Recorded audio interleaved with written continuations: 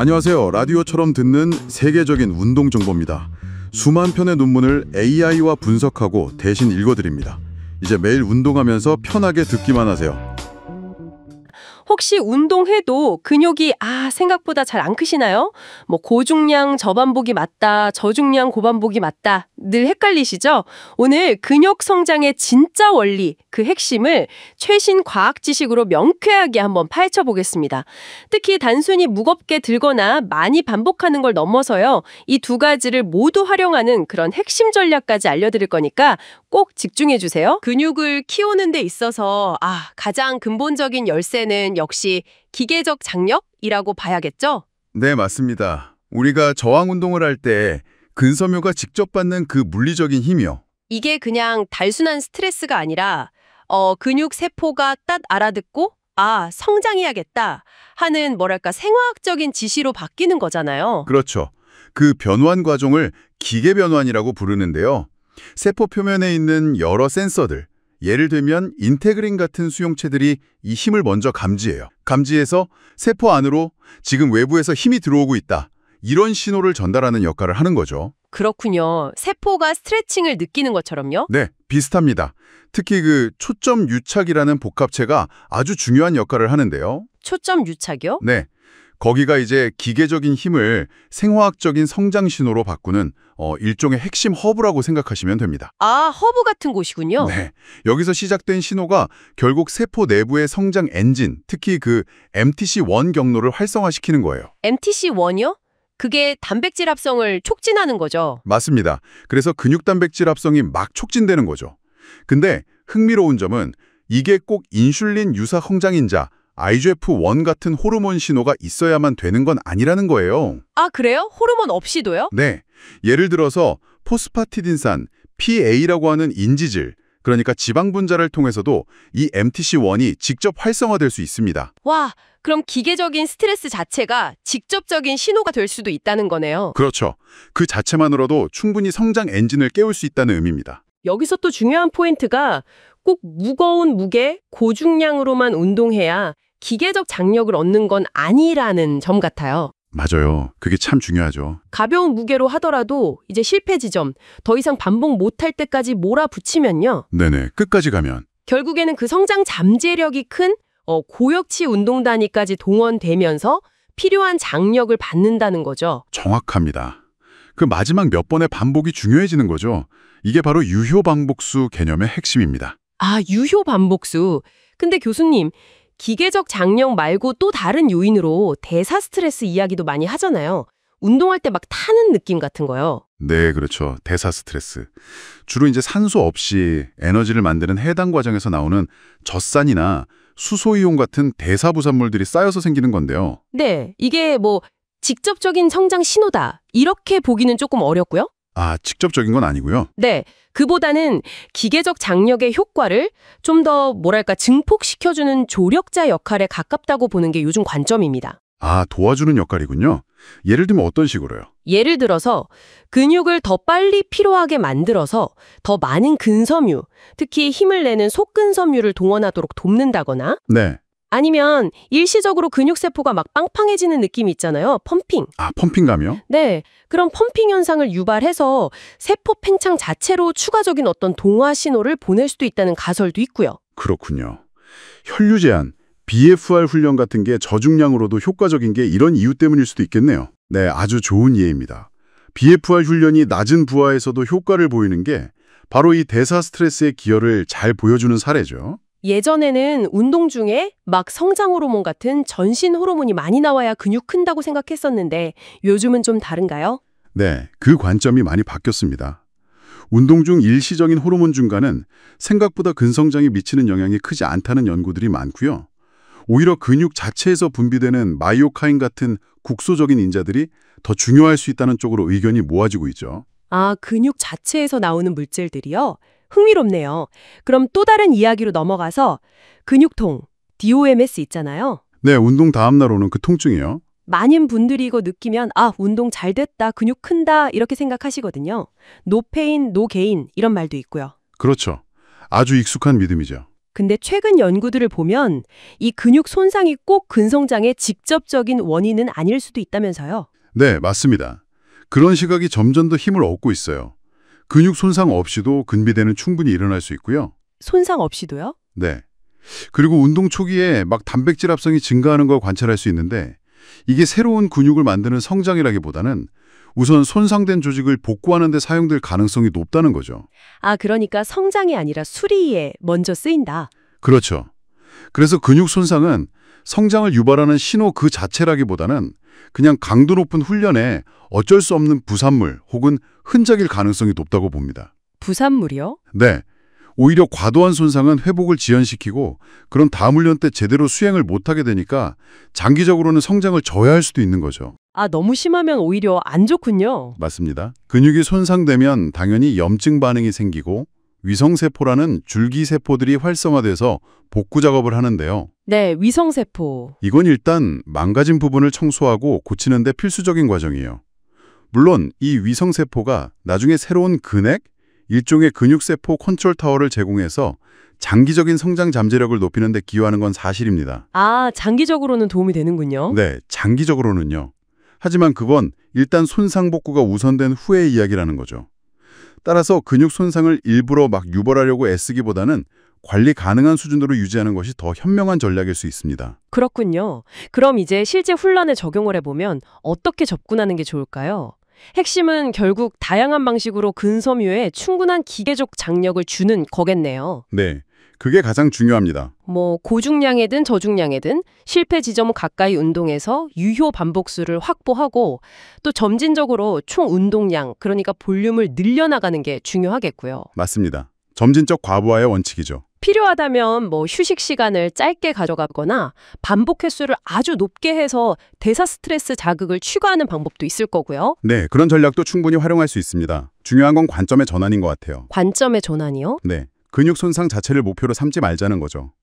그보다는 양질의 기계적 장력 자극을 어떻게 점진적으로 늘려갈 것인가, 그리고 몸이 그 자극에 잘 적응하도록 충분한 회복 시간을 어떻게 확보할 것인가에 초점을 맞추는 겁니다. 아, 자극과 회복의 균형이군요. 그렇죠.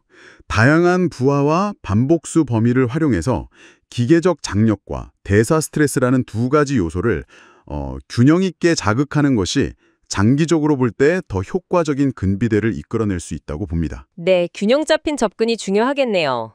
결국 꾸준함과 점진성이 핵심이라고 할 수 있겠습니다. 마지막으로 우리가 생각해 볼 지점은요. 근성장이란 게 단 한 번의 운동으로 딱 결정되는 게 아니라는 사실입니다. 아, 그쵸. 꾸준히 해야죠. 네, 세포 수준에서 일어나는 이런 복잡한 신호 전달, 그리고 회복, 적응 과정은 여러 번의 훈련과 회복 주기를 거치면서 차곡차곡 쌓여나가는 결과물이거든요. 누적되는 거군요. 그렇습니다.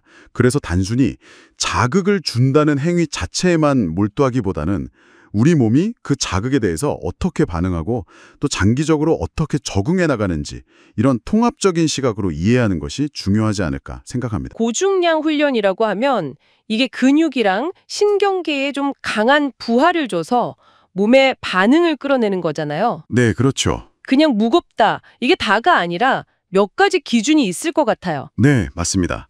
가장 흔하게 이제 얘기하는 기준은 역시 1RM이죠. 한 번 들 수 있는 최대 무게. 아, 1RM. 네, 그거 대비 몇 % 무게로 하느냐 이건데요. 보통 1RM의 한 75%에서 85% 이상 이 정도를 고중량으로 보고요. 특히 이제 최대 근력을 키우는 게 목적이다 이러면 85% 이상, 어떨 땐 뭐 90% 이상까지도 갑니다. 90% 이상이요? 네. 와. 네, 예를 들어서 그 미국 체력관리학회 NSCA라고 하죠. 거기서는 최대 근력 키울 때 1RM의 85% 이상 무게로 6회 이하 반복, 이걸 권장하고 있어요. 아, 횟수도 중요하군요. 그럼 보통 한 세트에 1회에서 6회 사이? 그렇죠. 근비대까지 좀 생각한다고 해도 최대 한 8회 정도, 그 정도가 이제 고중량 훈련 범위겠네요. 네, 맞아요. 특히 스트렝스 향상이 주 목적이면 보통 3회에서 6회 사이가 가장 효과적이라고 많이들 이야기합니다. 그렇군요. 근데 이런 객관적인 수치 말고 좀 주관적인 느낌 같은 것도 기준이 될 수 있나요? 아, 네. 균형이 중요하죠. RPE라고 운동 자각도 들어보셨을 거예요? RPE요? 네. 네. Rating of Perceived Exertion. 1부터 10까지 속도로 내가 지금 얼마나 힘든지 스스로 평가하는 거예요. 고중량 훈련은 보통 RP가 한 7에서 10 사이, 특히 8 이상인 경우가 많습니다. 8 이상이면 거의 최대치로 힘들거나 아주 힘들다는 거네요. 그렇죠. 거의 최대 노력에 가깝거나 정말 힘들다 이런 느낌이죠. 이게 좋은 게 그날 컨디션 따라서 좀 조절할 수 있다는 장점이 있어요. RP랑 비슷한 것 같은데 IIR이라는 것도 있더라고요. 이건 뭐죠? 네, RIR, Reps in Reserve, 여유 반복 횟수인데요. 여유 반복 횟수요? 네. 그러니까 좋은 자세를 유지하면서 내가 여기서 몇 개 더 할 수 있었겠다 이걸 생각하는 거예요. 실패 지점까지요. 그래서 RIR 0이면 실패 지점까지 딱 간 거고요. RIR 1이면 1개, RIR 2면 2개 정도 더 할 수 있었다. 이런 의미입니다. 아하. 보통 고강도 훈련은 RIR 0에서 2, 많게는 3 정도까지도 봐요. RPE가 얼마나 힘들었냐 이거라면 RIR은 몇 개 더 할 수 있었냐 이거니까 조금 더 구체적으로 강도 잡기가 좋죠. 그렇네요. RP 8이면 대략 RIR 2 정도 되는 거군요. 네, 보통 그렇게들 많이 연결해서 생각합니다. 알겠습니다.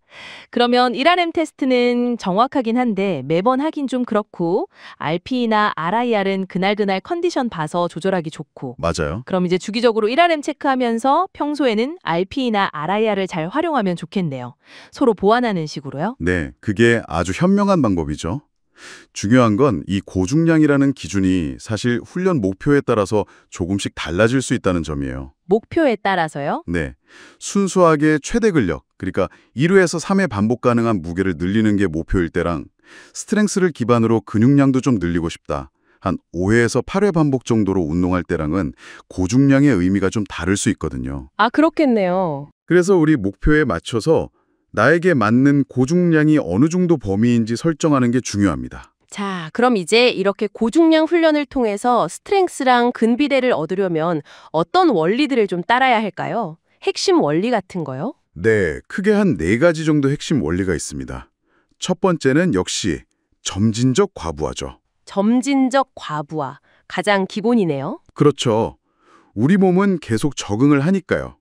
발전을 계속 하려면 훈련 강도든 총 운동량이든 빈도든 조금씩 점진적으로 늘려가면서 몸에 계속 새로운 도전을 줘야 합니다. 물론 이때 영양 섭취 잘 해주고 휴식 충분히 취해주고 이게 꼭 받쳐줘야 하고요. 그렇죠. 그냥 막 늘리기만 하면 안 되고. 그럼 두 번째 원리는 뭔가요? 두 번째는 특이성의 원리입니다. 특이성. 네.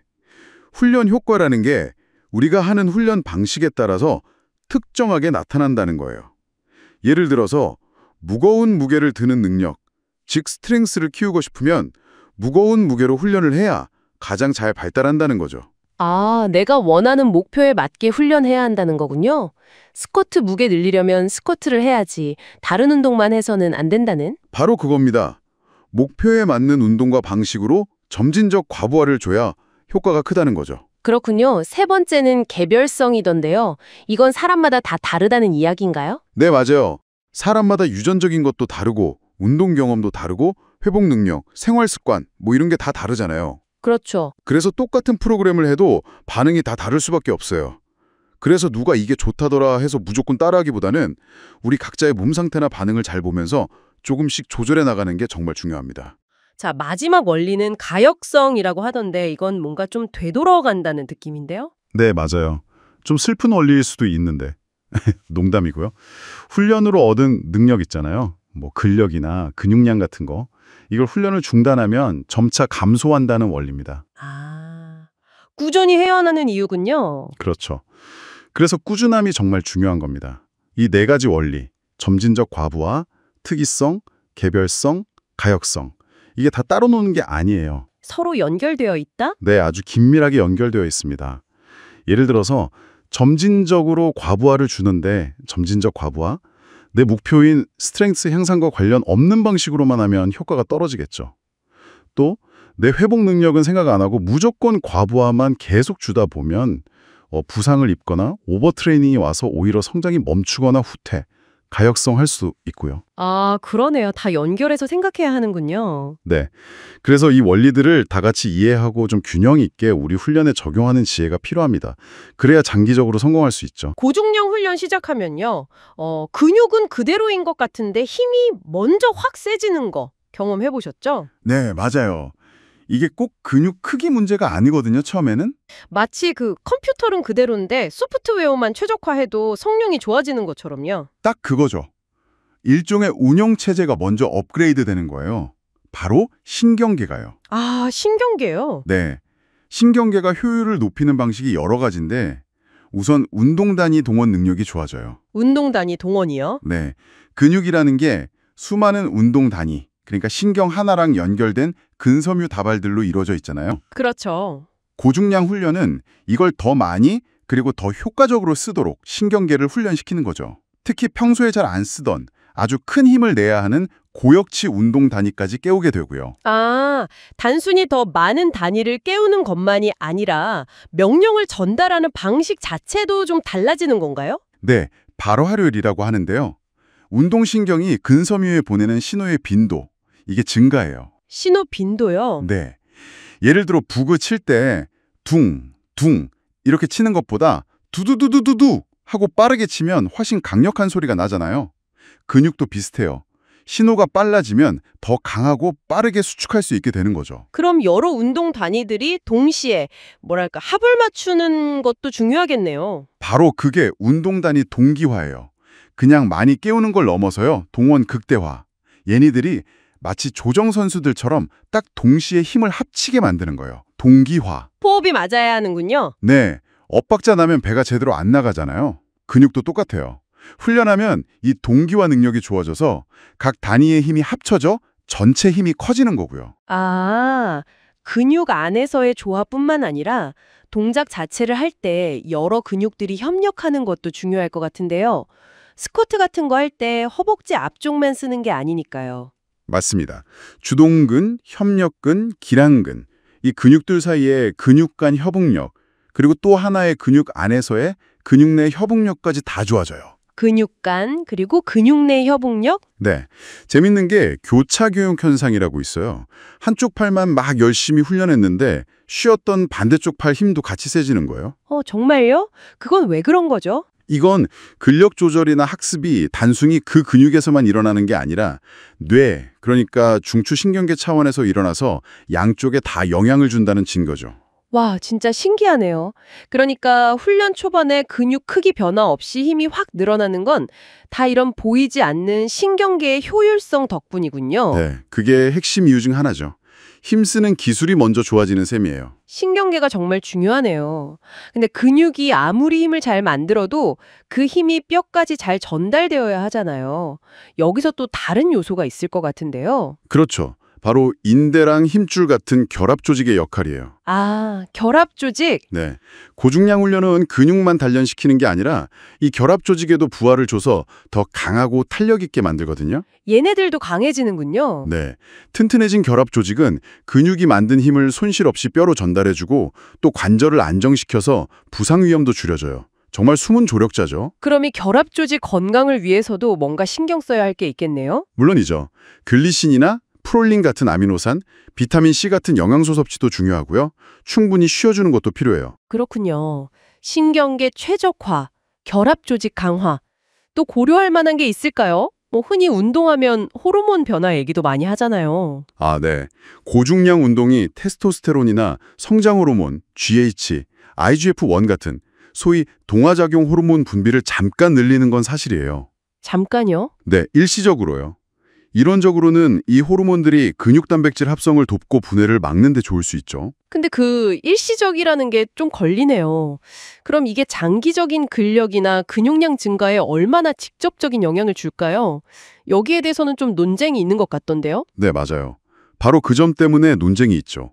일부 연구에서는 운동 후에 잠깐 늘어나는 호르몬 변화가 실제 근육이 커지거나 힘이 세지는 데 미치는 영향은 생각보다 작을 수 있다고 봐요. 아, 그래요? 네. 오히려 근육에 직접 가해지는 기계적인 장력이나 아까 얘기했던 신경계 적응 같은 게 훨씬 더 중요할 수 있다는 거죠. 호르몬은 아마 이런 과정들이 좀 더 잘 돌아가게 돕는 촉매제 역할 정도일 수 있고요. 그렇다면 뭐 운동 끝나고 호르몬 수치 잠깐 올라갔다고 너무 좋아하거나 실망할 필요는 없겠네요. 그렇죠. 그것보다는 꾸준히 훈련 강도를 높여가고 점진적 과부하, 잘 먹고 잘 쉬는 거 이런 기본적인 것들이 장기적으로는 훨씬 더 중요하다고 봐야죠. 결국 기본에 충실하는 게 답이군요. 네, 현명한 생각입니다. 근력 향상을 생각할 때 우리는 자꾸 눈에 보이는 근육 크기나 뭐 측정 가능한 호르몬 수치 같은 데 집중하기 쉬운 것 같아요. 하지만 어쩌면 진짜 중요한 건 보이지 않는 신경계의 이런 정교한 변화나 또 힘줄이나 인대 같은 결합 조직의 단단함, 이런 우리 몸에 숨겨진 잠재력을 깨우는 과정 자체가 아닐까 싶네요. 근육 성장의 핵심 동력, 그 첫 번째로 기계적 장력을 이야기해 볼 수 있겠네요. 무거운 무게를 들 때 근섬유가 받는 그 물리적인 스트레스 말이죠. 이게 어떻게 근육을 키우는 걸까요? 네, 그 장력이 근육 세포 내부의 중요한 신호 경로들을 건드립니다. 예를 들어 MTR 같은 근육 성장을 조절하는 핵심 스위치 같은 것들이죠. 그거 활성화시켜요. 스위치를 켠다. 그렇죠.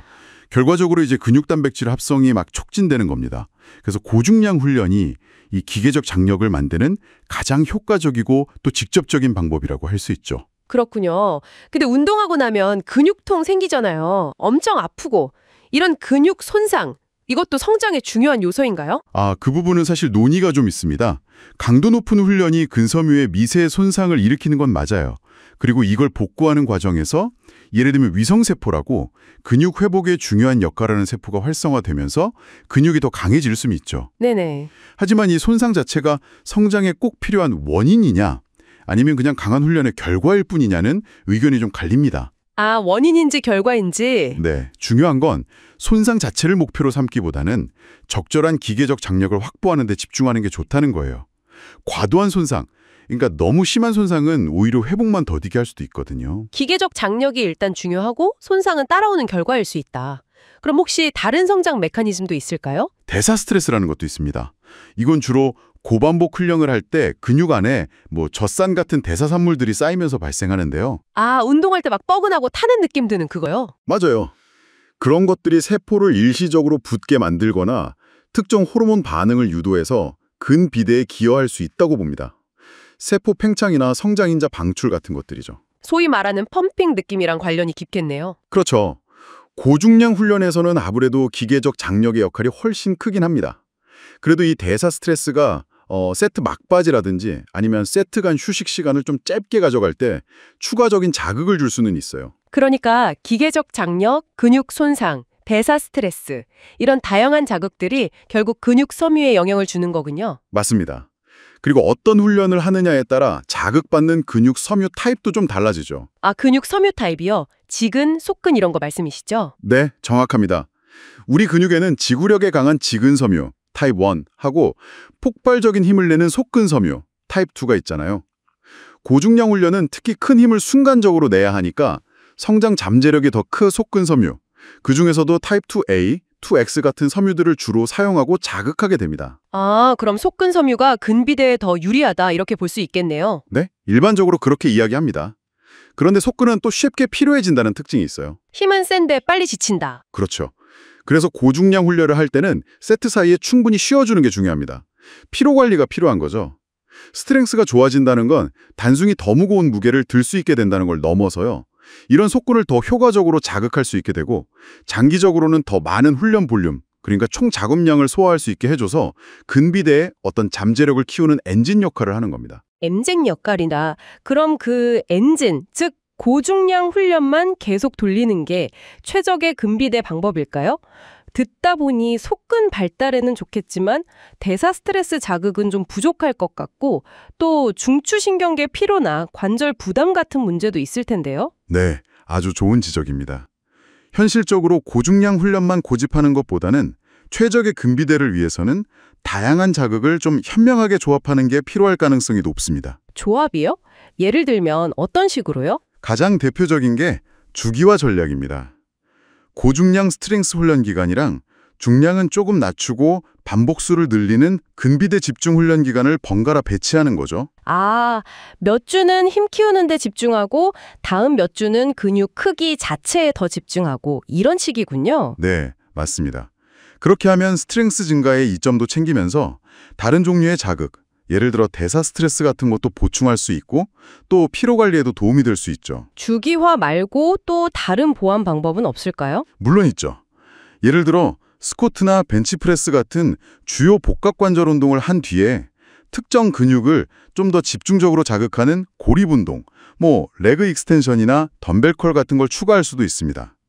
이러면 다른 각도에서 기계적 장력을 주거나 대사 스트레스를 유도하는 데 도움이 될 수 있겠죠? 아, 큰 운동 후에 작은 운동으로 보충하는 느낌이네요. 그렇죠. 그리고 또 중요한 게 모든 세트를 막 실패 지점까지 몰아붙일 필요는 없다는 겁니다. RPE라고 해서 운동 자각도, 그러니까 내가 얼마나 힘들게 느끼는가를 기준으로 하거나 RIR, 실패 지점까지 몇 번 더 할 수 있는가를 기준으로 강도를 조절하는 게 장기적으로는 피로 관리에 훨씬 효과적일 수 있어요. 과도한 피로는 성장을 방해하니까요. RPE나 RIR 같은 지표로 강도를 조절한다. 네, 결국 최적의 근비대라는 게 어떤 단 하나의 정답이 있다기보다는요. 고중량 훈련이라는 강력한 기반 위에 이런 다양한 자극들을 어떻게 잘 조합하고 배치하느냐의 문제라고 볼 수 있습니다. 우리 몸이 어떻게 반응하는지 잘 관찰하면서 여러 전략들을 시도해보는 그 과정 자체가 중요할 수 있겠네요. 스트렝스랑 근비대, 이 두 마리 토끼를 잡으려면 고중량 훈련 설계가 진짜 중요해지는 것 같아요. 그냥 무겁게만 든다고 되는 게 아니니까요. 어떤 운동을 고르는지 여기서부터 좀 시작해야 하지 않을까요? 네, 맞아요. 운동 선택이 정말 프로그램 성패에 큰 영향을 주죠. 특히 다관절 복합 운동이랑 또 단관절 고립 운동, 이 둘의 역할을 딱 구분해서 이해하는 게 중요해요. 아, 복합 운동이라면 스쿼트, 데드리프트, 벤치프레스 이런 거 말씀하시는 거죠? 네, 바로 그런 운동들이죠. 여러 근육이랑 관절을 한 번에 쓰니까 전신 스트렝스나 근육량 키우는지 좋고 또 무거운 무게를 다루기에도 유리해서 스트렝스 키울 때 이게 딱 기본이 되는 느낌이네요. 정확해요. 2개 이상 관절, 여러 근육을 같이 쓰니까 신경계도 확 깨어나고 근성장이나 스트렝스 향상, 사실 대부분이 이런 복합 운동에서 온다고 봐도 되거든요. 반면에 레그 익스텐션이나 바이셉 컬 같은 고립 운동 있잖아요. 네네. 이런 건 특정 근육, 타겟 부위를 집중적으로 키우거나 아니면 좀 약한 부분을 보완할 때 아주 쓸모가 있죠.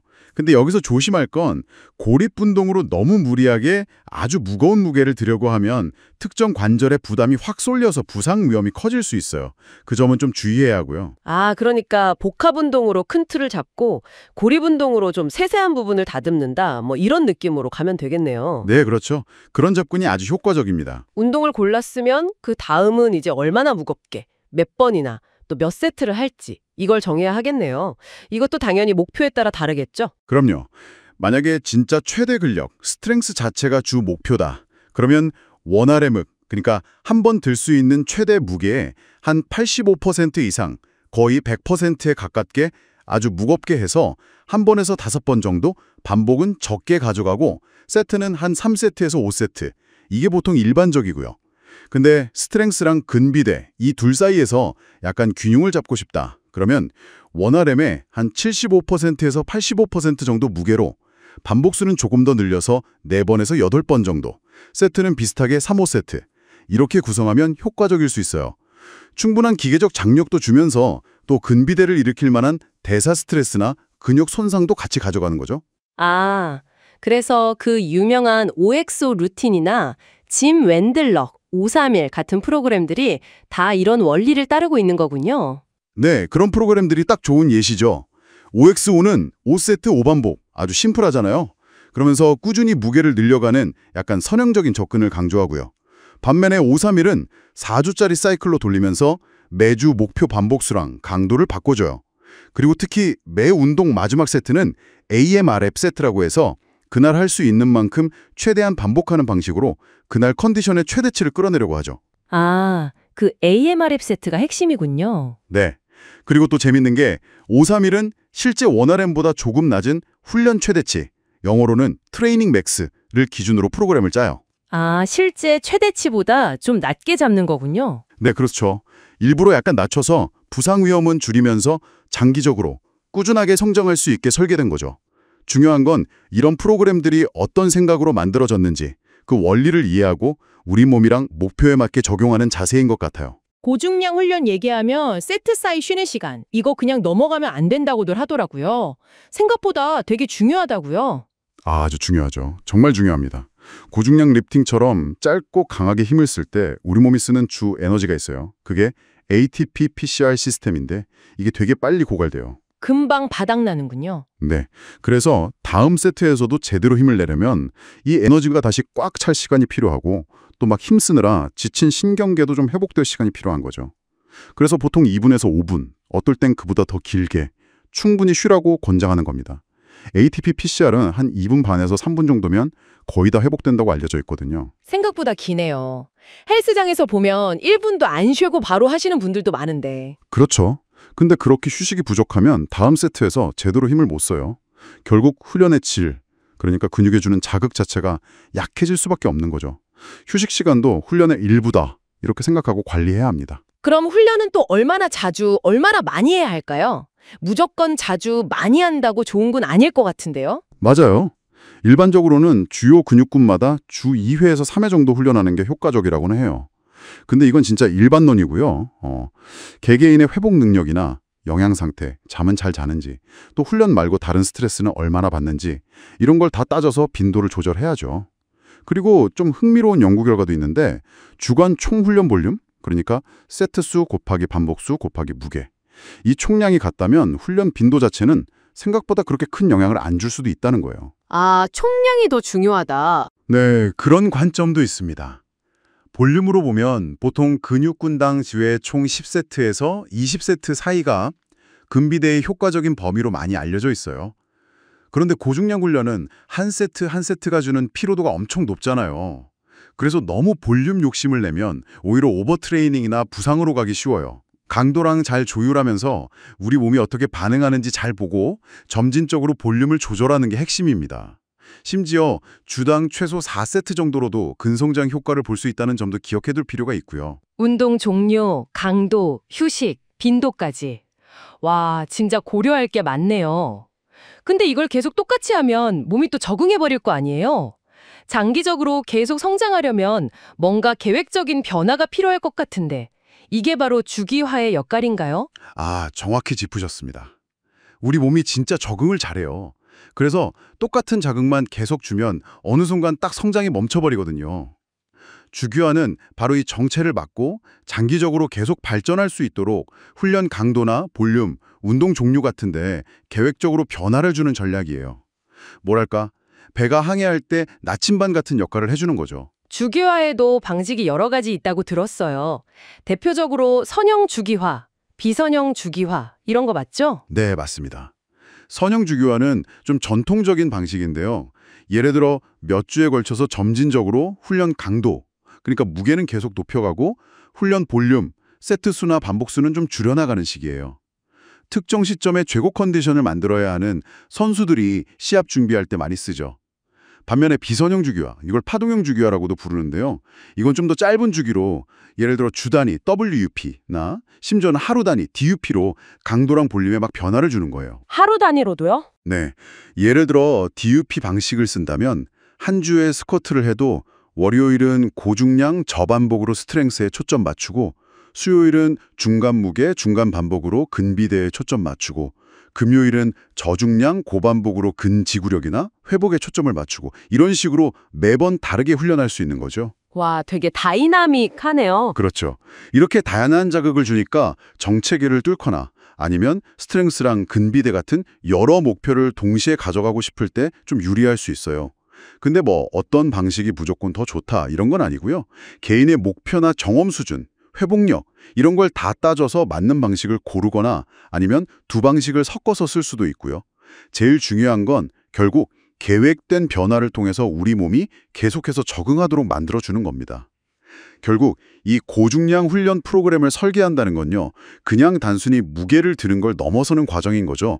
목표를 이루기 위해서 체계적으로 계획을 세우고 또 꾸준히 내 몸을 관찰하고 필요하면 계속 조정을 해나가는 그런 과정이라고 볼 수 있어요. 이런 전략적인 접근, 이게 바로 장기적인 성장과 발전을 만들어내는 열쇠가 될 겁니다. 고중량 훈련으로 스트렝스나 근육 성장을 제대로 하려면요. 안전하고 또 지속 가능한 접근이 정말 중요합니다. 네, 맞아요. 그 첫걸음이 바로 워밍업인데 이게 그냥 몸 푸는 걸 넘어서 본운동 효과를 높이고 부상 위험은 낮추는 뭐랄까 필수적인 단계라고 봐야겠죠. 그렇죠. 워밍업이 단순히 그냥 몸 데우는 차원이 아니거든요.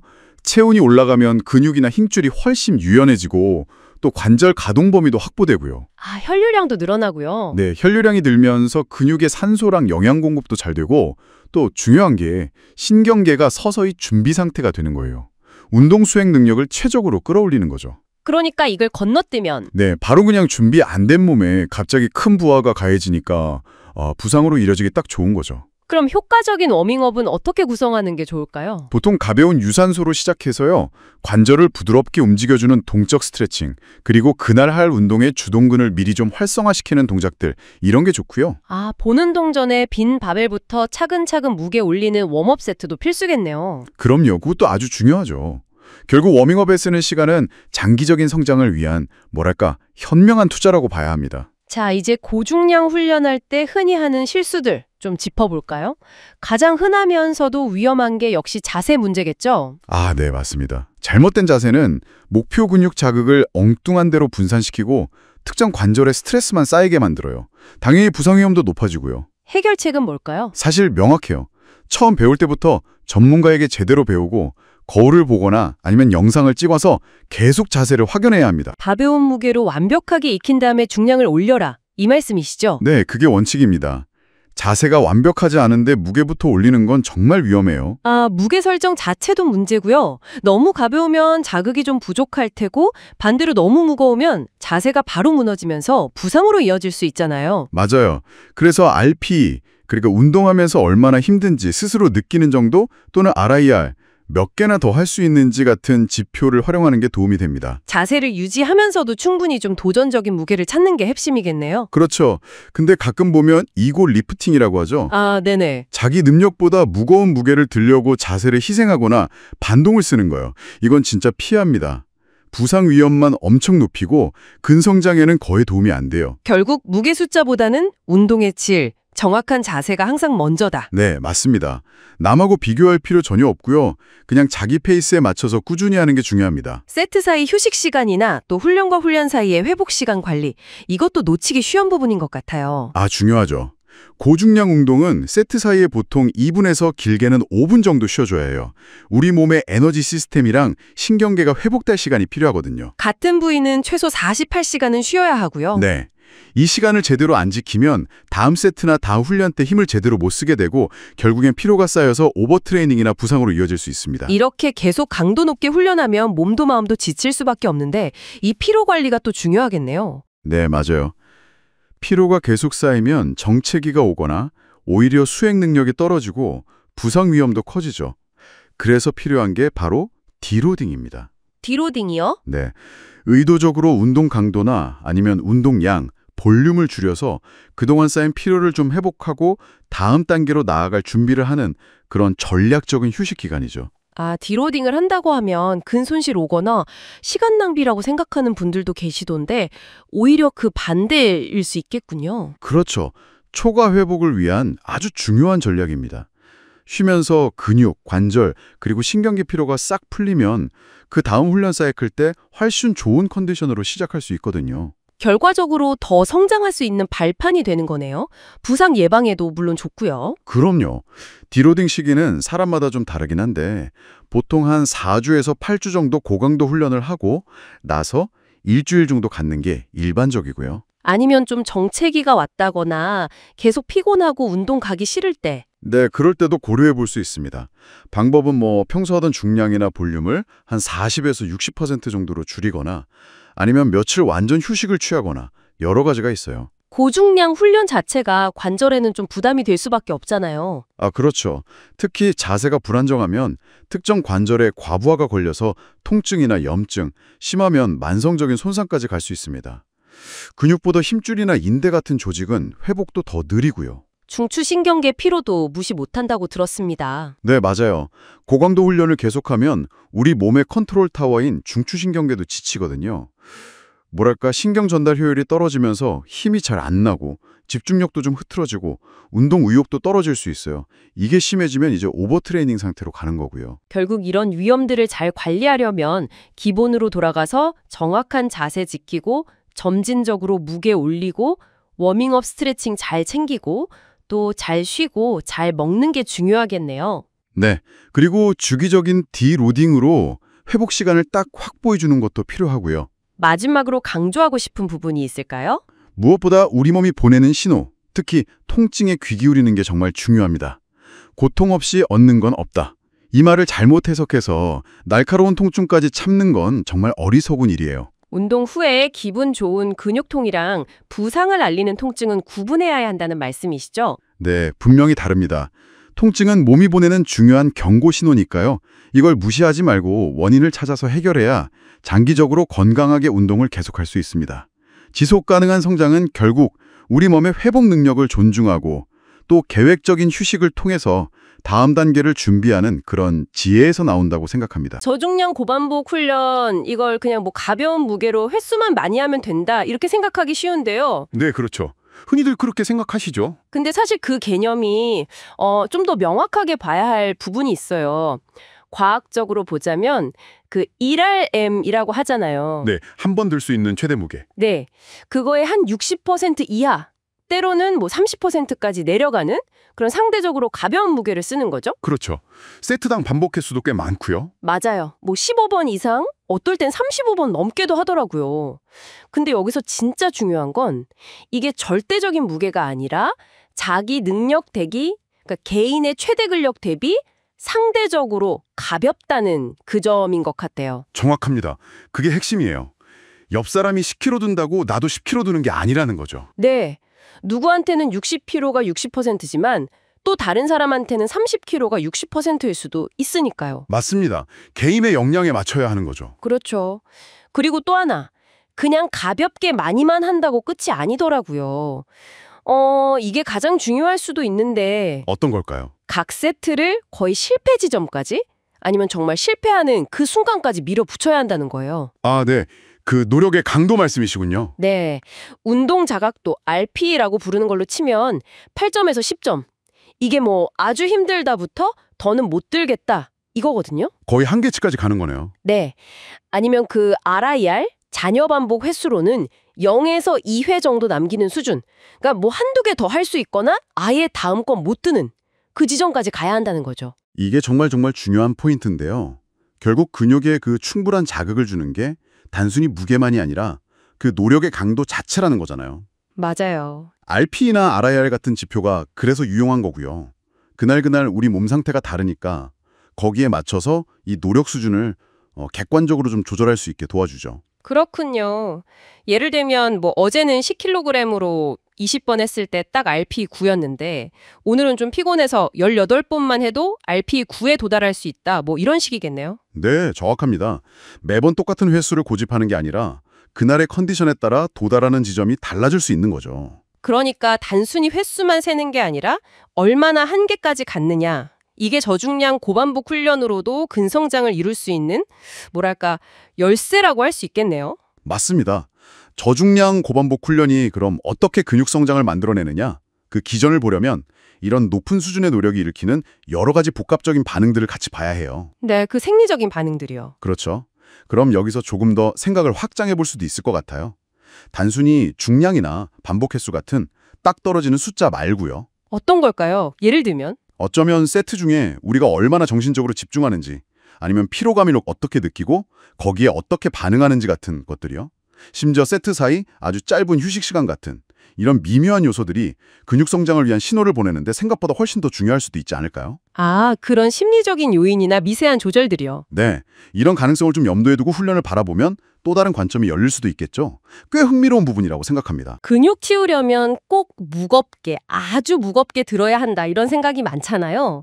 네, 그렇죠. 보통 그렇게들 생각하시죠. 근데 연구들을 보면 꼭 그렇지만은 않은 것 같아요. 가볍게 여러 번 해도 근육 크기는 비슷하게 만들 수 있다. 이런 결과들이 있더라고요. 네, 맞습니다. 이게 꽤 흥미로운 지점인데 여러 연구들을 종합적으로 보면요. 핵심은 실패 지점까지 운동하느냐예요. 실패 지점. 네. 각 세트에서 더 이상 반복 못할 때까지 그 지점까지 밀어붙이면 가벼운 무게로 많이 반복하는 방식, 그러니까 LLHR이라고 부르는 방식도요. 전통적인 고중량 저반복, HLHR 방식이랑 비교했을 때 근육 크기 증가, 즉 근비대 효과 면에서는 통계적으로 큰 차이가 없다는 결과가 계속 나오고 있어요. 정말요. 네. 예를 들어서 어떤 메타 분석 연구를 보면 1RM의 60% 이하 부하를 쓴 그룹이랑 60% 넘는 부하를 쓴 그룹 사이의 근육 두께 증가해서 유의미한 차이가 없었다. 뭐 이런 결과가 나온 거죠. 와, 그럼 실패 지점까지 간다. 이 전제가 정말 중요하네요. 그냥 가볍게 횟수만 채우는 거랑은 완전 다른 얘기군요. 바로 그겁니다. 그게 핵심이에요. 실패 지점 가까이 가야만 근육 성장에 필요한 만큼의 근섬유가 동원되고요. 또 필요한 수준의 대사 스트레스, 그러니까 근육이 좀 지치는 그런 느낌 있잖아요. 그런 게 발생하는 거죠. 아, 대사 스트레스? 네. 그리고 총 훈련량도 중요해요. 무게 곱하기 반복수 곱하기 세트수. 네네. LLHR은 반복수가 워낙 많으니까 이걸로 총 훈련량을 꽤 높일 수 있는 잠재력이 있는 거죠. 그렇군요. 근육 크기는 뭐 비슷하게 키울 수 있다고 쳐도요. 힘은 좀 다르지 않을까요? 특히 한 번에 드는 최대 근력 같은 거요? 그러니까 1RM 측정치를 높이는 데는 확실히 고중량 훈련, HHR 방식이 더 효과적이라는 경향이 뚜렷합니다. 그건 왜 그런 건가요? 이게 훈련 특이성 원리라는 것 때문인데요. 영어 약자로는 SAID라고 불러요. SAID 원리? 네, Specific Adaptation to Imposed Demands. 아주 간단히 말하면 우리 몸은 주어진 특정 요구에 맞춰서 적응한다는 거예요. 그러니까 무거운 걸 드는 능력은 실제로 무거운 걸 들어야 가장 잘 발달하는 거죠. 하긴 그럴 수밖에 없겠네요. 그러면 반대로 LLHR 훈련은 반복 횟수가 많으니까 근지구력 향상에는 더 유리하겠네요. 이건 뭐 당연한 건가요? 네, 그렇죠. 정의 자체가 많은 반복을 하는 거니까 근지구력, 그러니까 지치지 않고 계속 반복하는 능력을 키우는 데는 아주 효과적이죠. 네. 근데 여기서 좀 재밌는 점은요. 일부 연구에서는 등척성 근력이라고 해서 관절 각도 변화 없이 버티는 힘 있잖아요. 아, 버티는 힘. 네, 그걸 측정했을 때는 두 훈련 그룹 간에 유의미한 차이가 없었다. 이런 결과도 있어요. 정말요? 그건 좀 의외인데요? 네, 그러니까 어떤 종류의 힘을 평가하느냐에 따라서 훈련 효과 해석이 좀 달라질 수도 있다는 걸 시사하는 거죠. 그렇군요. 근육 내부를 좀 더 자세히 들여다보면 우리 근육에는 지근섬유 타입 1이랑 속근섬유 타입 2가 있잖아요. 네, 있죠. LLHR 훈련은 이 두 가지 섬유에 각각 어떤 영향을 미칠까요? 혹시 지근만 더 커지는 건 아닌지? 전통적으로는 약간 그렇게 생각하는 경향이 있었어요.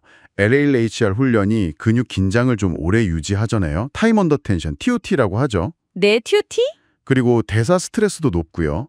그래서 피로에 강한 타입 1, 지근섬유 발달에 좀 더 유리할 거다. 이런 가설이 있었죠. 가설이군요. 네, 특히 혈류 제한 훈련, BFR이라고 부르는 기법이랑 같이 하면 타입 1 섬유 성장에 더 효과적일 수 있다는 연구 결과도 있고요. BFR까지. 그런데 속근은요? 빠르고 강한 힘을 내는 타입 2 섬유요. 이건 보통 무겁게 들어야 큰다고 알려져 있는데 LAHR로는 효과가 별로 없는 건가요? 그건 아닙니다. 아까 실패 지점까지 가면 근육 크기는 비슷하다고 하셨잖아요. 그럼 속근도 큰다는 건가요? 네, 그렇습니다. LALHR 훈련이라도 실패 지점까지 제대로 수행하면요.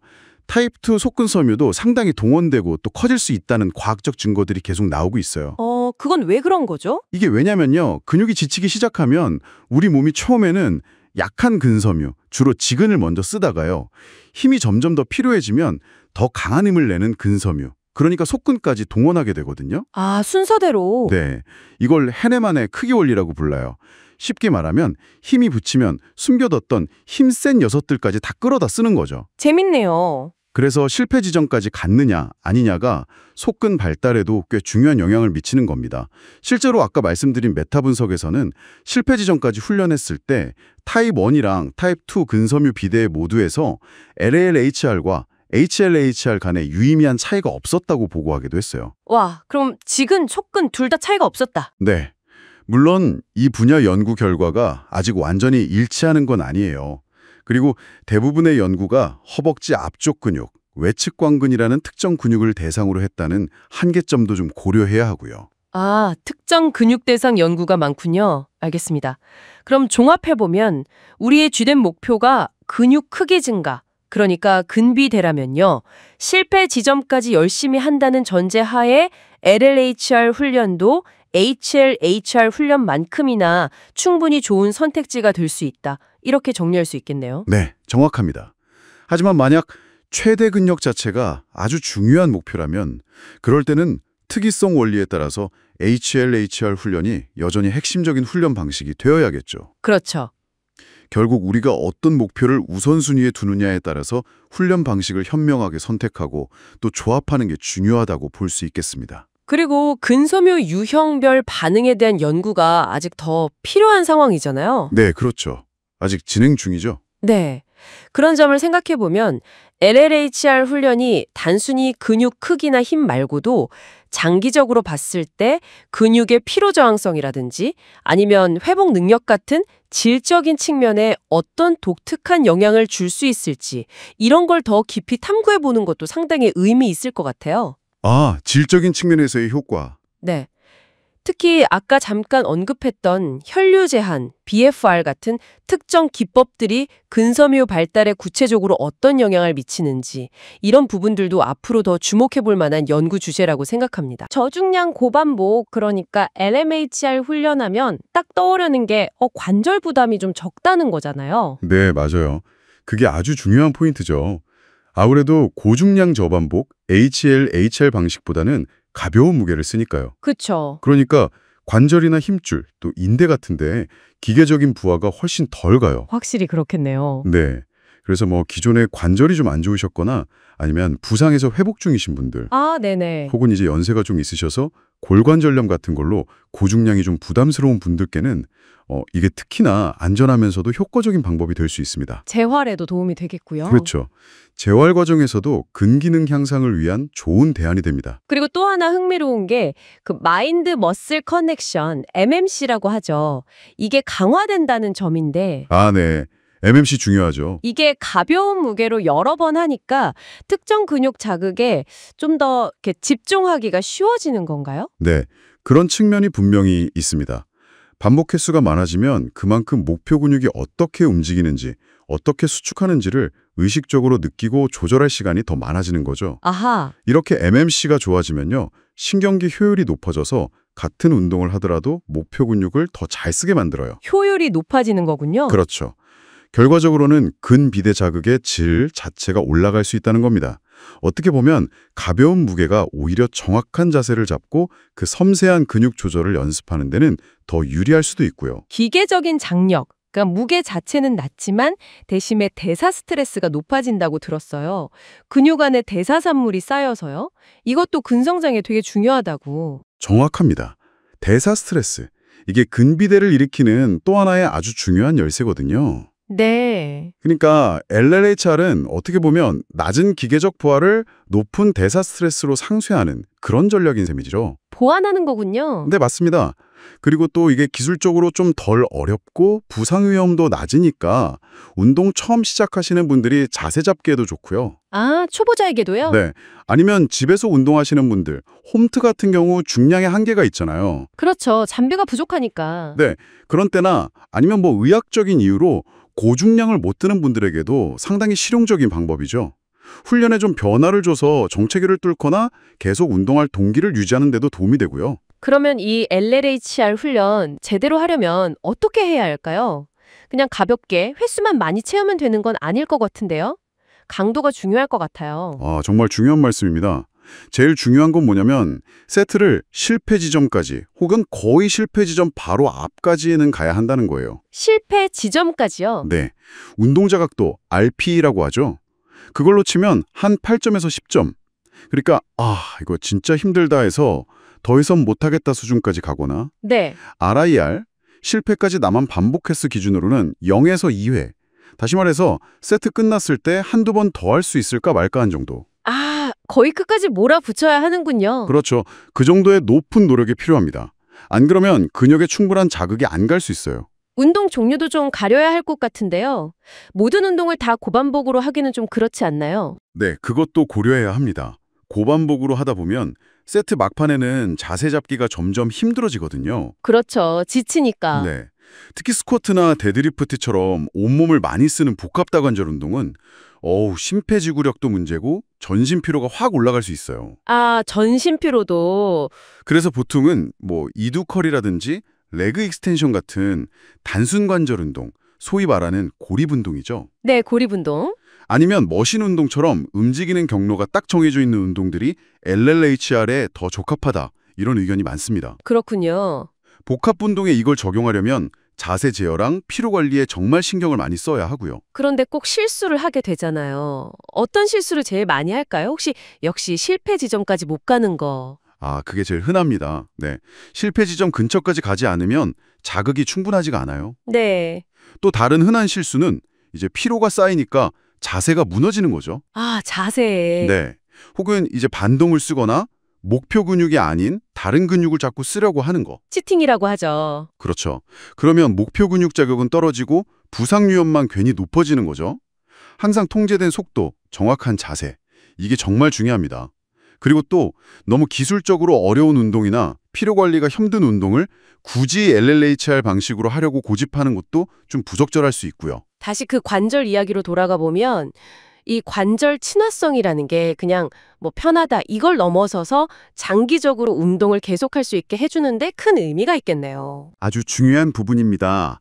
사실 고중량 훈련은 계속 쌓이다 보면 관절에 무리가 가서 통증이 생기거나 심하면 부상으로 이어져서 운동을 쉬어야 하는 경우가 생기잖아요. 맞아요. 쉬게 되죠. 근데 LLHR은 상대적으로 부담이 적으니까 훈련을 이어갈 가능성이 높죠. 아, 꾸준함. 네. 그게 결국 장기적으로 봤을 때 총 훈련량을 더 많이 쌓게 만들고 이게 근비대 목표 달성에 긍정적인 영향을 주는 겁니다. 누적 훈련량이 중요하니까요. 그렇죠.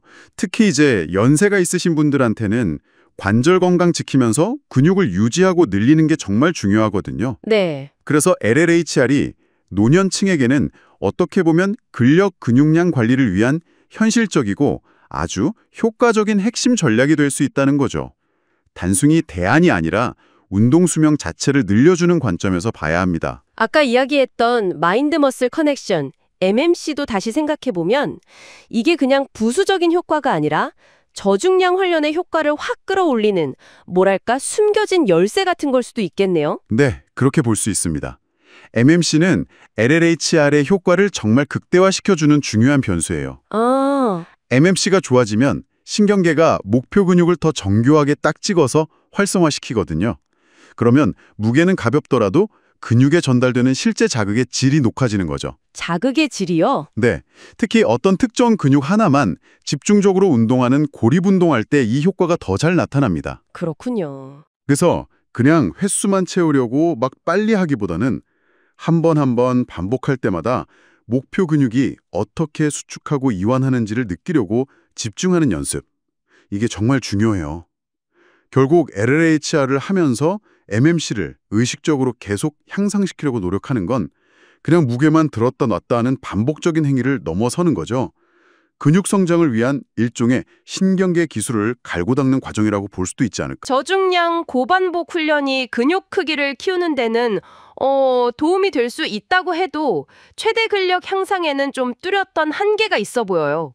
그렇죠. 소위 1RM, 그러니까 한 번에 들 수 있는 최대 무게로 재는 그런 힘은 고중량 훈련만큼 효과적으로 늘리기는 어렵습니다. 아, 그 원칙 때문인가요? 특정 요구에 대한 특정 적응. 네, 맞아요. SAID 원칙.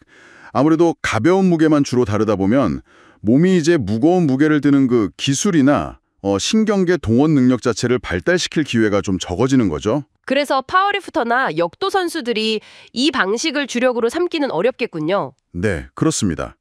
그리고 훈련할 때 느끼는 그 불편함 아니면 통증, 소위 자결감 같은 것도 상상하다고 들었어요. 네. 실패 지점까지 계속 반복해야 하니까 근육에 그 대사산물이 쌓이면서 뭐랄까 타는 듯한 느낌이 강해지죠. 이게 오히려 주관적으로 느끼는 힘듦, RP라고 하죠. 그건 고중량 때보다 더 높게 느껴질 수도 있겠네요. 정확합니다. 그래서 가볍지만 고통스러운 방식이다. 뭐 이렇게 인식될 수도 있어서 정신적인 인내심이 이게 정말 중요해요.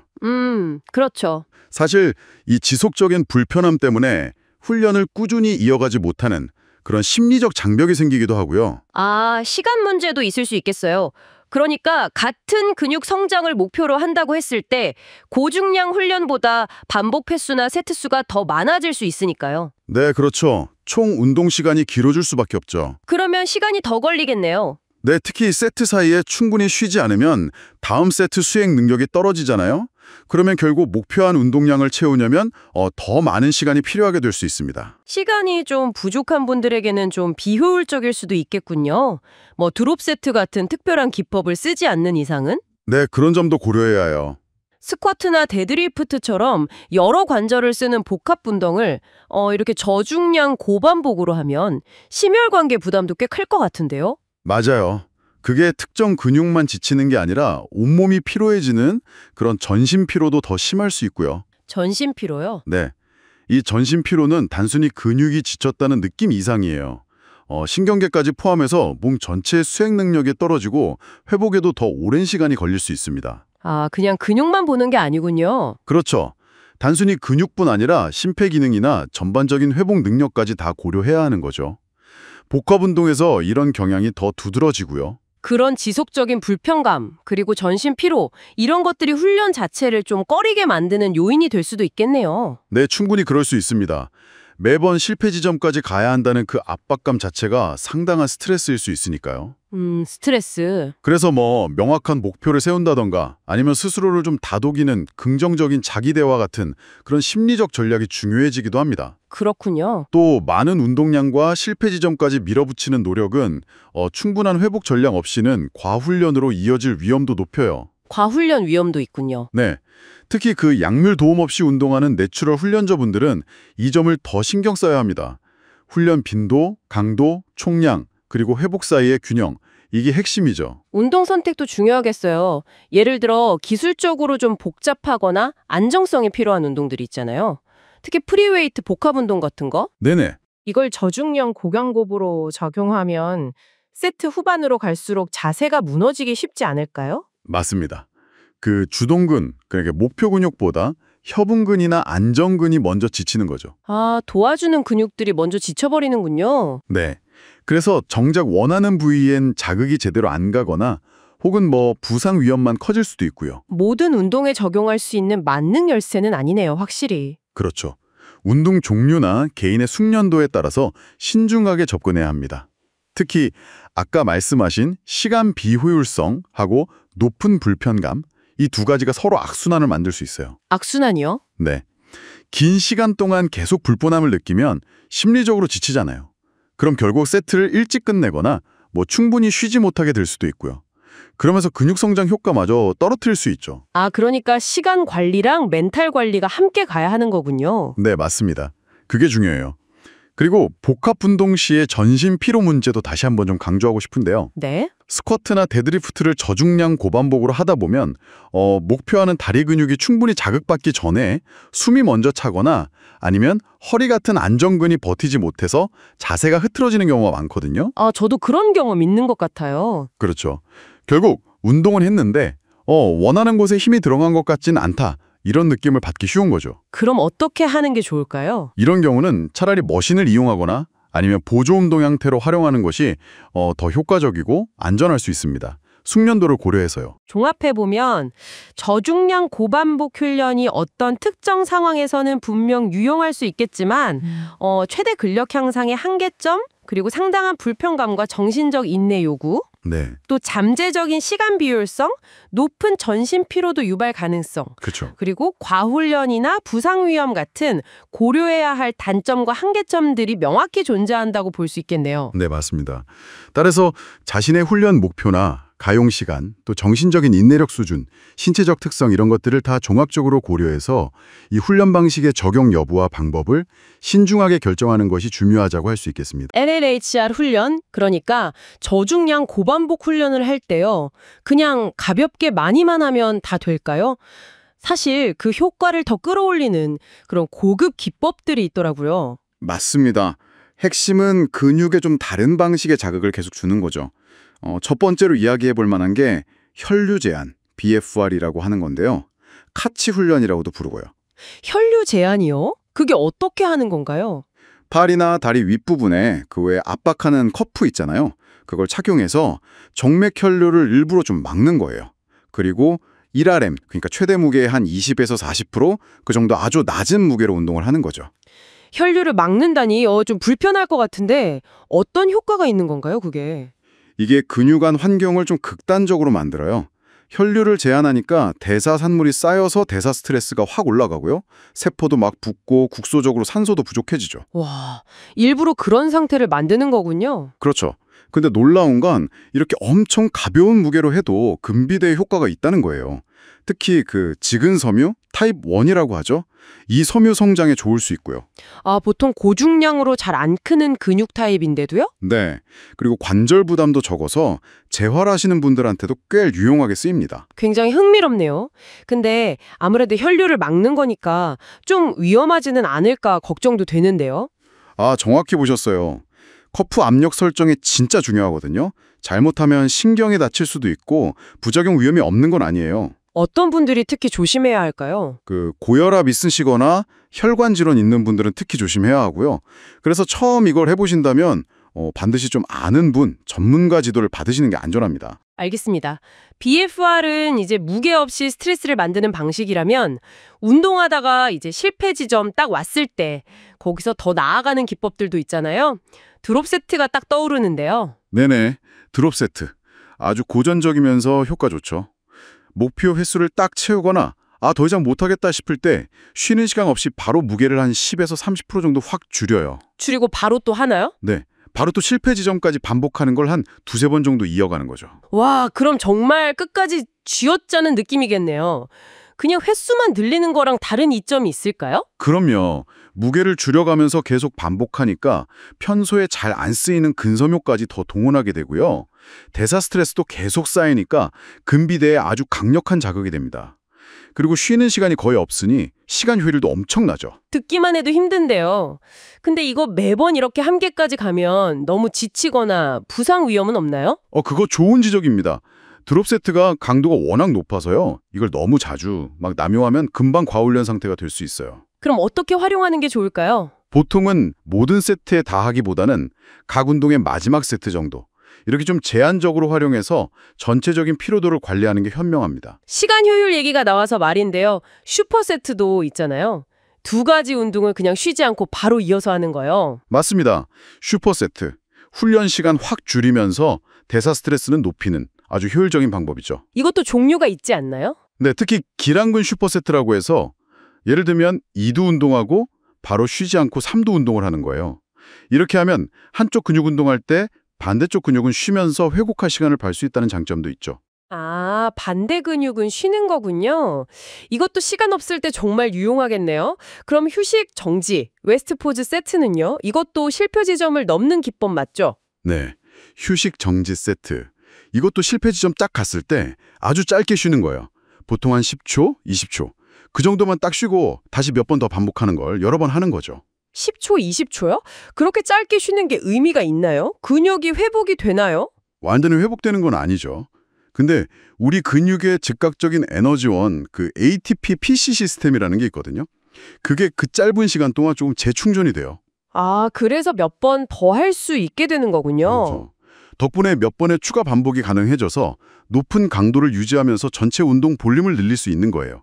마요랩스 같은 그런 특정 프로토콜이 이 원리를 아주 체계적으로 적용한 예시고요. 그렇군요. 그럼 이런 다양한 고급 기법들을 실제 훈련에 좀 적용해 본다면 예를 들어 근비대가 목표다 하면 어떻게 구성할 수 있을까요? 일반적인 근비대를 원한다면 1RN의 한 40에서 60% 정도, 그 정도 무게로 세트당 15에서 25회 정도 반복하고요. 세트 사이 휴식은 한 60초에서 90초 정도로 해서 3세트나 4세트 정도 진행하는 방식을 생각해 볼 수 있죠. 주로 머신 운동이나 좀 고립 운동에 적용하기 좋고요. 만약에 시간이 진짜 없다, 효율을 극대화하고 싶다 이러면요? 그 찰스 폴리퀸 방식이라고 6, 12, 25 뭐 이런 게 있는데요. 복합운동 6번, 보조운동 12번, 또 다른 보조운동 25번. 이걸 거의 안 쉬고 한 10초 쉬나요? 이렇게 하나로 묶어서 자이언트 세트로 하거나 아니면 아까 말한 드롭 세트를 운동 마지막에 딱 넣는 거죠. 아, 자이언트 세트나 드롭 세트? 네. 그리고 만약에 근지구력의 목표다. 그러면 1RM의 한 30%에서 50% 정도 무게로 20회, 30회 이상 아주 많이 반복하고 세트 간 휴식은 30초 이하로 아주 짧게 가져가는 게 좋습니다. 이런 LAHR 훈련이나 고급 기법들, 이걸 전체 훈련 계획 안에서는 어떻게 배치하는 게 좋을까요? 매번 이것만 할 수는 없을 텐데요. 여기서 이제 주기와 전략이 중요해지는 거죠. 특정 기간은 이런 LAHR과 고급 기법에 좀 집중하고 다른 기간은 전통적인 고중량 저반복에 집중하는 이런 선형 주기화 방식도 있고요. 아니면 섞어서 할 수도 있나요? 네, 주 단위나 하루 단위로 고중량 훈련이랑 LAHR 훈련을 번갈아 넣는 비선형 주기화 방식도 많이 씁니다. 이렇게 좀 변화를 줘야 훈련 효과도 극대화하고 정체기도 피하고 또 과훈련 위험도 줄일 수 있죠. 들어보니까 결국 BFR이나 드롭 세트, 슈퍼 세트, 휴식 정지 세트 같은 기법들은 다 LAHR 훈련의 핵심 원리, 그러니까 대사 스트레스를 확 높이거나 아니면 실패 지점 너머에 자극을 주는 걸 더 효과적으로 혹은 더 효율적으로 만드는 도구들이다, 이렇게 볼 수 있겠네요. 정확히 보셨습니다. BFR은 낮은 무게로도 대사 스트레스를 그냥 극대화시켜버리는 거고요. 드롭 세트나 휴식 정지 세트는 실패 지점을 넘어서는 그 진짜 반복 횟수를 늘려주는 거죠.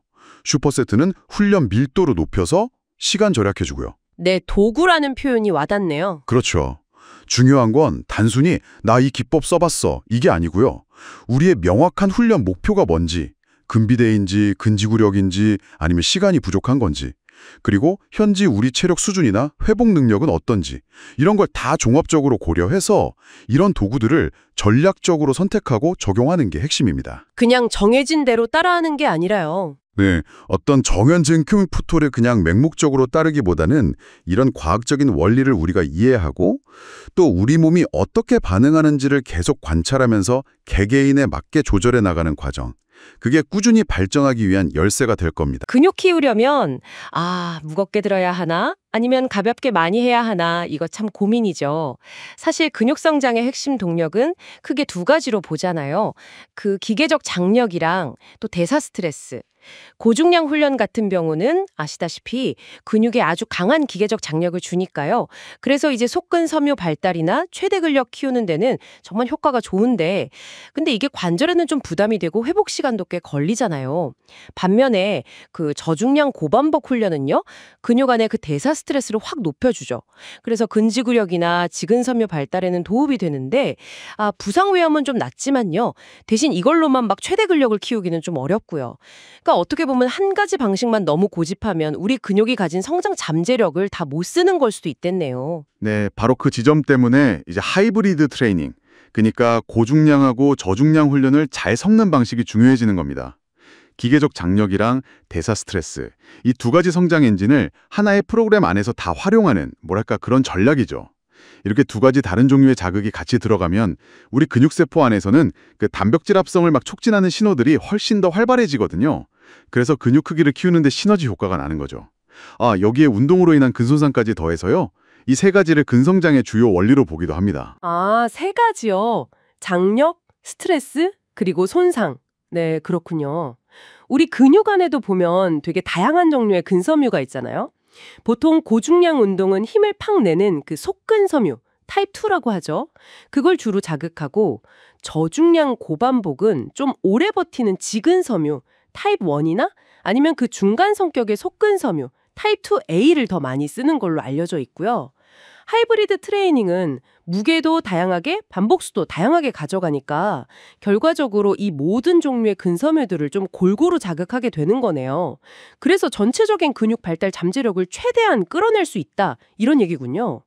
특히 근섬유가 막 칼같이 딱딱 나뉘는 게 아니라 실제로는 좀 연속적인 스펙트럼에 가깝다고 하잖아요. 그러니까 더더욱 다양한 자극이 중요하겠네요. 맞습니다. 네. 그렇게 다양한 근섬유를 골고루 또 효율적으로 자극하는 게 장기적으로 훈련할 때도 이점이 많아요. 우선 훈련 방식이 좀 다채로워지니까 심리적으로 덜 지루하죠. 동기부여도 더 잘 유지되고 그래서 번아웃을 막는 데 도움이 좀 되고요. 또 다른 점은 고중량 훈련에서 오는 스트레스랑 저중량 훈련에서 오는 스트레스가 좀 다르잖아요. 성격이. 그래서 특정 관절이나 조직에 부담이 너무 몰리는 걸 막을 수 있어요. 과사형 부상 위험을 줄일 수 있다는 거죠. 그리고 회복 관리 측면에서도 이게 유리한 게요. 예를 들어서 고중량 훈련을 하고 나서 신경계가 좀 많이 지쳤다 싶으면 그 다음 훈련은 저중량으로 하면서도 전체적인 훈련 볼륨은 유지하거나 혹은 늘릴 수도 있는 거죠. 그러니까 피로의 종류나 회복 속도를 좀 더 영유하게 고려해서 접근할 수 있게 됩니다. 운동과학 쪽에서는 이걸 자극 대비 필요 비율, 그러니까 SFR이라고 부르기도 하는데요. 최소한의 필요로 최대한의 성장 자극을 얻어내는 그 효율성을 따지는 개념인데 하이브리드 접근은 각 방식의 장점은 살리고 단점은 좀 보완하면서 다양한 자극을 주니까 이 SFR을 최적화하는 데 유리하다고 볼 수 있는 거죠. 마이크 이즈라텔 박사 같은 분들이 이걸 많이 강조하고요. SFR이요. 자극 대비 필요도, 효율성이네요. 이걸 약간 집 짓는 과정에 비유해 볼 수도 있을 것 같아요. 예를 들어 고중량 훈련은 집에 그 튼튼한 뼈대를 세우는 망치 같은 역할이랄까요? 아주 강력한 힘이 필요하고 속근 성장에는 필수적이죠. 그런데 그렇다고 모든 작업을 망치로만 할 수는 없잖아요. 뭐 창틀을 정교하게 맞춘다거나 지금 발달처럼요. 아니면 내부 배관을 설치하는 그런 대사 능력 향상 같은 세밀한 작업에는 드라이버 같은 도구, 즉 저중량 훈련이 필요한 거죠. 집의 완성도를 높이고 좀 더 살기 좋게 만드는 그런 역할이랄까요? 네, 정확합니다. 그래서 이게 고중량이냐 저중량이냐 이렇게 딱 하나를 고르는 문제가 전혀 아니고요. 이 두 가지 도구를 어떻게 잘 현명하게 조합해서 사용할 것인가, 그게 문제인 거죠. 두 도구가 서로 막 경쟁하는 게 아니라 오히려 서로 보완하면서 더 큰 효과를 만들어내는 겁니다. 예를 들어서 고중량 훈련을 통해 근력이 세지면 나중에 저중량 훈련을 할 때 더 많은 횟수를 할 수 있게 되거나 아니면 또 안정적인 자세로 수행할 수 있게 돼서 저중량 훈련의 질 자체가 올라갈 수도 있거든요. 그렇군요. 결국 이 하이브리드 트레이닝이라는 건 단순히 두 가지 운동법을 그냥 섞어 놓는 걸 넘어서는 거네요. 우리 근육 자체를 조금 더 다재다능하게 만들어서 어떤 종류의 자극이 오든 더 잘 반응하고 또 꾸준히 성장하게 만드는 그런 전략이군요. 여러분의 훈련에서는 이 두 가지 도구를 어떻게 잘 조합해서 혹시 겪고 있을지 모를 성장 정체기를 한번 돌파해 볼지 고민해 보는 것도 좋을 것 같습니다. 한 훈련 세션에서 근육 성장을 좀 더 효과적으로 설계하는 전략 중 하나가 복합 운동은 무겁게 하고 고립 운동은 좀 가볍게 가져가는 방식인데요. 네, 그렇죠. 이렇게 하면 그 근성장의 주요 요소 두 가지, 그러니까 기계적 장력이랑 대사 스트레스를 한 번에 다룰 수 있다는 장점이 있어요. 맞아요. 기계적 장력은 주로 근력이랑 관련 있고 그렇죠. 그리고 대사 스트레스는 근육 크기, 그러니까 근비대 쪽에 더 영향을 주고요. 이걸 한 세션 안에서 균형 있게 가져간다 이런 거죠. 네, 핵심은 바로 그거예요. 그럼 먼저 복합 운동, 왜 무겁게 그리고 왜 훈련 초반에 하는지부터 좀 볼까요? 네, 훈련 시작할 때는 아무래도 우리 몸의 즉각적인 에너지 시스템, 그 ATP, PC 시스템이 제일 충전된 상태잖아요. 에너지가 빵빵할 때. 맞아요. 그리고 신경계 피로도도 가장 낮고요. 근데 스쿼트나 벤치프레스 같은 복합 운동은 여러 근육을 쓰고 또 신경계도 많이 활성화시켜야 하니까. 그렇죠. 그래서 몸이 가장 준비됐을 때 최대 힘을 내도록 하는 게 중요하죠. 이게 바로 기계적 장력을 극대화하는 방법인 거네요. 네, 맞습니다. 단순히 무겁게만 드는 게 아니라 근섬유, 특히 그 힘을 폭발적으로 내는 타입 2 근섬유에 강한 물리적 스트레스를 주는 거죠. 보통 무게는 어느 정도로 하나요? 일반적으로 자기 최대 반복 가는 무게 1LM의 한 70에서 85% 정도? 꽤 무겁네요. 네, 그 무게로 5회에서 8회 정도 반복하는 걸 기준으로 삼죠. 뭐 어떤 전문가는 5회에서 10회까지 보기도 하고요. 중요한 건 세트 사이 휴식이겠네요. 아주 중요하죠. 2분에서 3분, 어떨 땐 그 이상 충분히 쉬어서 에너지 시스템이 회복되게. 그래야 다음 세트에서도 제대로 힘을 쓸 수 있으니까. 맞습니다. 최대 힘 동원이 목표니까요. 자, 그렇게 복합 운동으로 몸 전체에 강한 자극을 주고 나면 다음은 고립운동 차례군요. 네, 특정 부위를 좀 더 세밀하게 타겟하는 거죠. 레그 익스텐션이나 덤벨 플라이 같은 거요. 이때는 근데 접근 방식이 확 달라지잖아요. 가볍게 한다고 했는데 네, 상대적으로 가볍게 가죠. 1RM의 한 60% 이하, 아니면 한 세트에 15회에서 25회, 뭐 그 이상 반복할 수 있는 무게로요. 횟수가 확 늘어나네요. 그렇죠. 여기서 목표는 기계적 장력보다는 대사 스트레스를 유발하는 거거든요. 아, 그 흔히 말하는 펌핑감. 맞아요. 근육 안에 젖산 같은 대사 부산물이 쌓이게 해서 근세포 주변 환경에 스트레스를 주는 거예요. 그럼 이건 다른 종류의 근섬유를 자극하겠네요. 네, 주로 지구력과 관련된 타입 1 근섬유나 그 중간 성격인 타입 2A 근섬유를 자극하는 데 효과적이죠. 여기서 가볍게 한다는 게 그냥 무게만 낮추는 건 아니겠어요? 그게 중요한 포인트인데요. 무게가 가볍다고 대충 하는 게 아니라 오히려 더 정확한 자세로 목표 근육에 계속 긴장을 주는 뭐랄까 자극 품질에 집중해야 해요. 반동 쓰지 않고 딱 그 근육만 고립해서. 그렇죠. 타들어가는 느낌, 거기에 집중하는 거죠. 그래서 휴식 시간도 짧게 가져가요. 한 30초에서 90초 사이로. 대사 스트레스를 계속 유지하려고. 네, 맞습니다. 실제로 적용 예를 들어보면 가슴 운동하는 날이면 먼저 무거운 벤치프레스를 한 3, 4세트 5팔에 하고 충분히 쉬고 네, 그렇죠. 목수, 운동 종류는 조절해야 하고요. 이 복합 먼저 고립 나중에 방식이 구조가 되게 명확해서 따라하기 쉬운 것 같아요. 네, 그리고 한정된 시간 안에 두 가지 성장 메커니즘을 다 건드릴 수 있으니까 시간 효율적이기도 하고요. 점진적 과부하 적용도 괜찮을 것 같은데요. 네, 용이하죠. 복합 운동은 무게를 점진적으로 늘리고 고립 운동은 반복수나 세트수를 늘리거나 휴식 시간을 줄이는 식으로 계속 발전시킬 수 있어요. 그러니까 결국 한 세션 안에서 시작은 강하게 기계적 장력 중심으로, 마무리는 타겟 근육에 집중해서 대사 스트레스로. 그렇죠.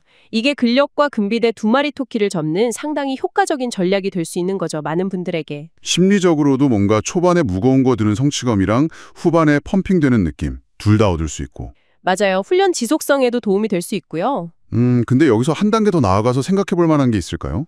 네, 뭐랄까, 이 복합 후 고립 전략 자체를 장기적인 관점에서 어떻게 활용할까 하는 문제인데요. 아, 주기화 같은 거요? 그렇죠. 매번 똑같이 하는 게 아니라 예를 들어 몇 주간은 기계적 장력, 그러니까 스트렝스 훈련에 좀 더 비중을 둔 블록을 설정하고 네. 또 다른 몇 주간은 대사 스트레스, 즉 근비대에 더 집중하는 블록으로 구성하는 식으로 변화를 주는 거죠. 아, 그렇게 하면 장기적으로 봤을 때 성장이 정체되는 걸 좀 막을 수도 있겠네요. 네, 그럴 가능성이 있죠. 장기적인 발전을 위한 다음 단계로 고려해볼 만한 접근법이라고 생각합니다. 훈련 경험이 쌓이다 보면요. 누구나 좀 성장이 더뎌진다 이런 느낌 받을 때가 있잖아요. 있죠. 정체기. 네. 이럴 때 단순 반복만으로는 좀 부족하고 근육에 더 강하고 뭔가 새로운 자극을 줘야 하는데 이럴 때 고급 훈련 테크닉들이 도움이 될 수 있죠. 맞습니다. 오늘은 특히 그 고중량으로 기계적인 장력을 주고 또 저중량 고반복으로 대사 스트레스 이 두 가지를 결합하는 방식의 테크닉들을 좀 보려고 합니다. 네, 이게 단순히 그냥 더 힘들게 하자 이런 차원이 아니고요. 평소에 잘 안 쓰던 근섬유까지 좀 끌어내거나 아니면 특정 대사 경로를 아주 강하게 자극하려는 꽤 전략적인 접근법들이죠. 첫 번째로 살펴볼 게 리버스 피라미드 트레이닝, RPT라고 하던데 이름 그대로 일반 피라미드랑 반대라는 거죠. 가장 무거운 걸로 첫 세트를 시작한다고요? 그렇습니다. 예를 들어서 벤치프레스를 하는데 첫 세트에 100kg으로 5개를 성공했다. 그러면 이제 다음 세트엔 한 90kg으로 7개, 그 다음엔 또 80kg으로 9개. 이런 식으로요. 중량을 한 5에서 15% 정도씩 줄여나가면서 반복 횟수는 늘리는 거죠. 아하. 몸이 가장 쌩쌩할 때 그 첫 세트의 최대 중량을 딱 다루니까 근력이나 속근섬유 자극에는 이게 진짜 효과적이거든요. 근데 첫 세트부터 최대 중량이라 듣기만 해도 좀 부담스러운데 신경계 활성화에는 좋겠지만 그만큼 부상 위험도 좀 있지 않을까 싶은데요. 아, 정확해요. 아주 중요한 포인트입니다. 웜업 말고 또 주의할 게 있을까요? 그래서 철저한 웜업은 기본 중에 기본이고요. 그리고 첫 세트를 막 실패 지점까지 몰아붙이기보다는 목표 반복수를 딱 정해두고 수행하는 게 조금 더 안전할 수 있어요. 네네. 그리고 점진적으로 중량을 올려나가야 하고요. 그 다음 세트부터는 이제 중량을 낮추고 반복수를 늘리니까 전체적인 볼륨하고 대서 스트레스는 높여서 근비대에도 도움이 되고요. 또 약간 심리적인 부담은 덜 수 있다는 장점도 있습니다. 그렇군요. 주로 어떤 운동에 많이 쓰나요? 주로 이제 스쿼트나 벤치프레스 같은 그런 다관절 복합 운동에 많이 적용하죠. 알겠습니다. 그럼 다음으로 백 오프 세트. 이건 또 어떤 방식인가요? 이건 본 세트 다 하고 나서 가벼운 무게로 추가 세트를 한다고 들었거든요. 네, 맞습니다. 백 오프 세트. 예를 들어 스쿼트를 한 120kg으로 5회씩 3세트. 이런 고중량 본 세트를 끝내고 나서요. 네. 마지막에 무게를 확 낮추는 거예요. 뭐 본 세트 중량의 한 50에서 70%, 어쩌면 그 이하로요. 그걸로 이제 고반복을 치는 거죠. 한 15회에서 30회, 아니면 그 이상으로 한두 세트 정도 더요. 와, 120kg 하다가 갑자기 60이나 80kg으로 20번 넘게 뭔가 느낌이 확 다를 것 같은데요. 이건 어떤 효과를 노리는 건가요? 이게 고반복을 통해서 그 근육 안에 대사부산물 있잖아요. 네. 그걸 일부러 쌓는 거예요. 대사 스트레스를 아주 극대화하는 전략이죠. 그래서 펌핑감이 엄청날 거고요. 또 고중량에서 주로 썼던 속근섬유 말고 뭐 지근섬유라든지 아니면 피로에 조금 더 강한 타입 2A 속근섬유 같은 것들까지 추가로 동원해서 근육을 그냥 탈탈 터는 그런 효과가 있습니다. 전체 훈련 볼륨 늘리기에도 좋고요.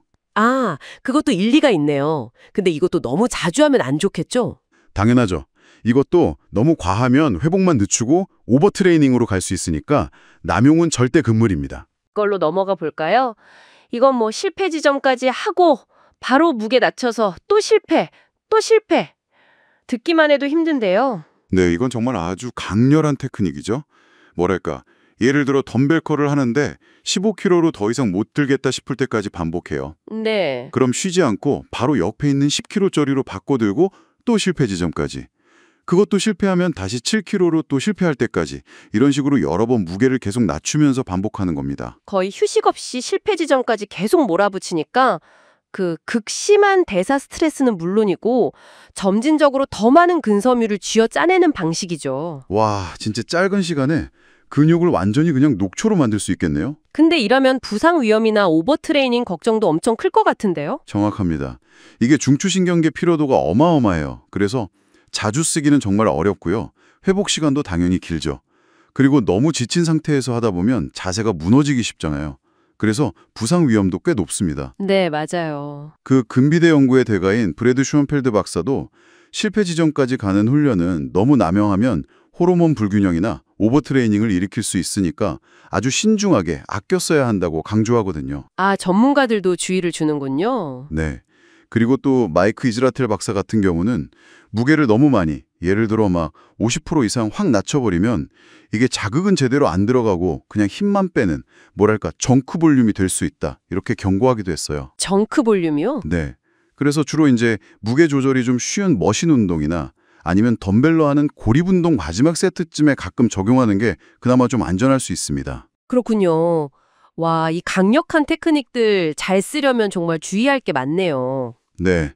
공통적으로 일단 철저한 웜업은 무조건 필수고요.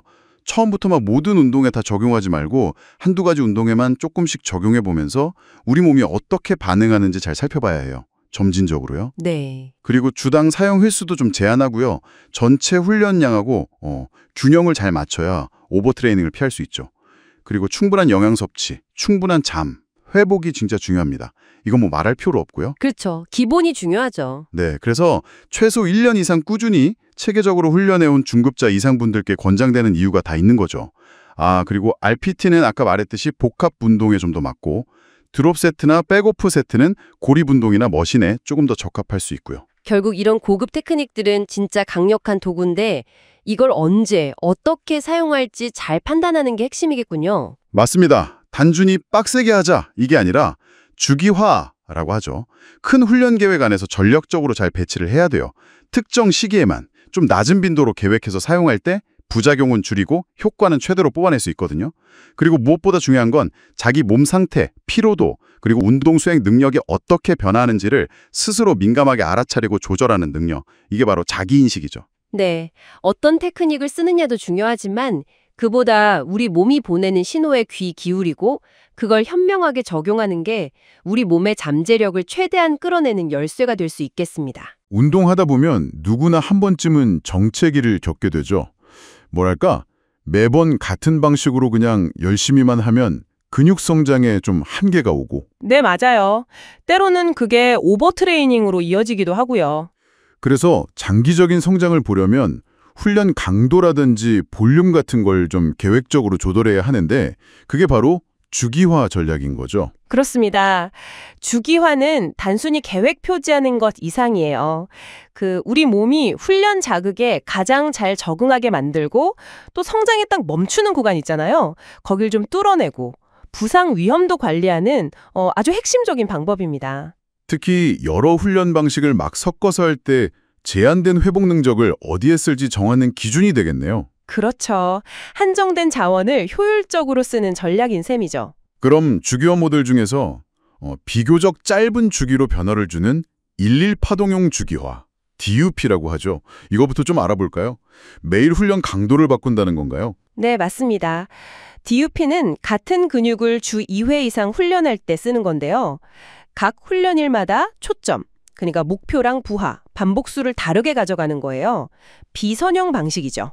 비선형이요? 네. 예를 들어 하루는 스트렝스, 힘 키우는 데 집중해서 무겁게 횟수는 적게 하고 다른 날은 근비대, 근육 크기에 집중해서 중간 무게로 중간 횟수. 또 다른 날은 대사 스트레스라고 하죠. 펌핑감 같은 거. 그걸 위해서 가볍게 많이 반복하는 식이에요. 일주일 안에 자극에 이런 파동을 주는 겁니다. 굉장히 흥미로운데요. 그러니까 한 주에 근성장에 필요한 여러 자극들, 고중량의 기계적 장력, 중간 무게의 직접적인 근비대 자극, 저중량 고번복의 대사 스트레스. 이걸 다 곤드리는 거네요. 맞아요. 그렇게 다양한 경로를 공략하고 또 여러 종류의 근섬유를 자극할 수 있죠. 예를 들어 가슴 운동을 주 3회 한다면 어떻게 될까요? 예를 들면요. 월요일은 스트렝스 데이. 벤치프레스를 한 4세트, 3회에서 5회 정도 무겁게 하고 인클라인 덤벨 프레스 3세트, 5, 8회. 저반복 고중량. 네, 그리고 수요일은 근비대나 파워데이. 인클라인 바벨 프레스를 3세트, 82회. 플랫 덤벨 프레스 3세트, 10, 15회.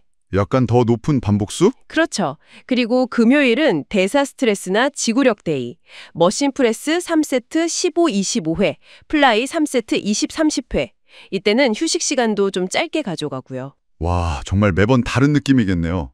이러면 훈련이 덜 지루하고 정체기도 확실히 피하기 좋겠어요? 네, 다양한 자극을 주니까 근섬유도 다각도로 발달할 수 있고요. 훈련 자체에 대한 재미도 늘고 그래서 더 꾸준히 하게 되는 그런 장점들이 있죠. 장점이 많네요. 그렇죠. 다만 이게 매번 훈련 목표랑 프로그램을 다르게 짜야 하니까 처음에는 조금 복잡하게 느껴질 수 있어요.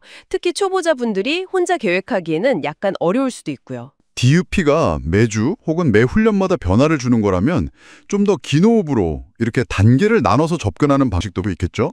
블록 주기화는 어떤 개념인가요?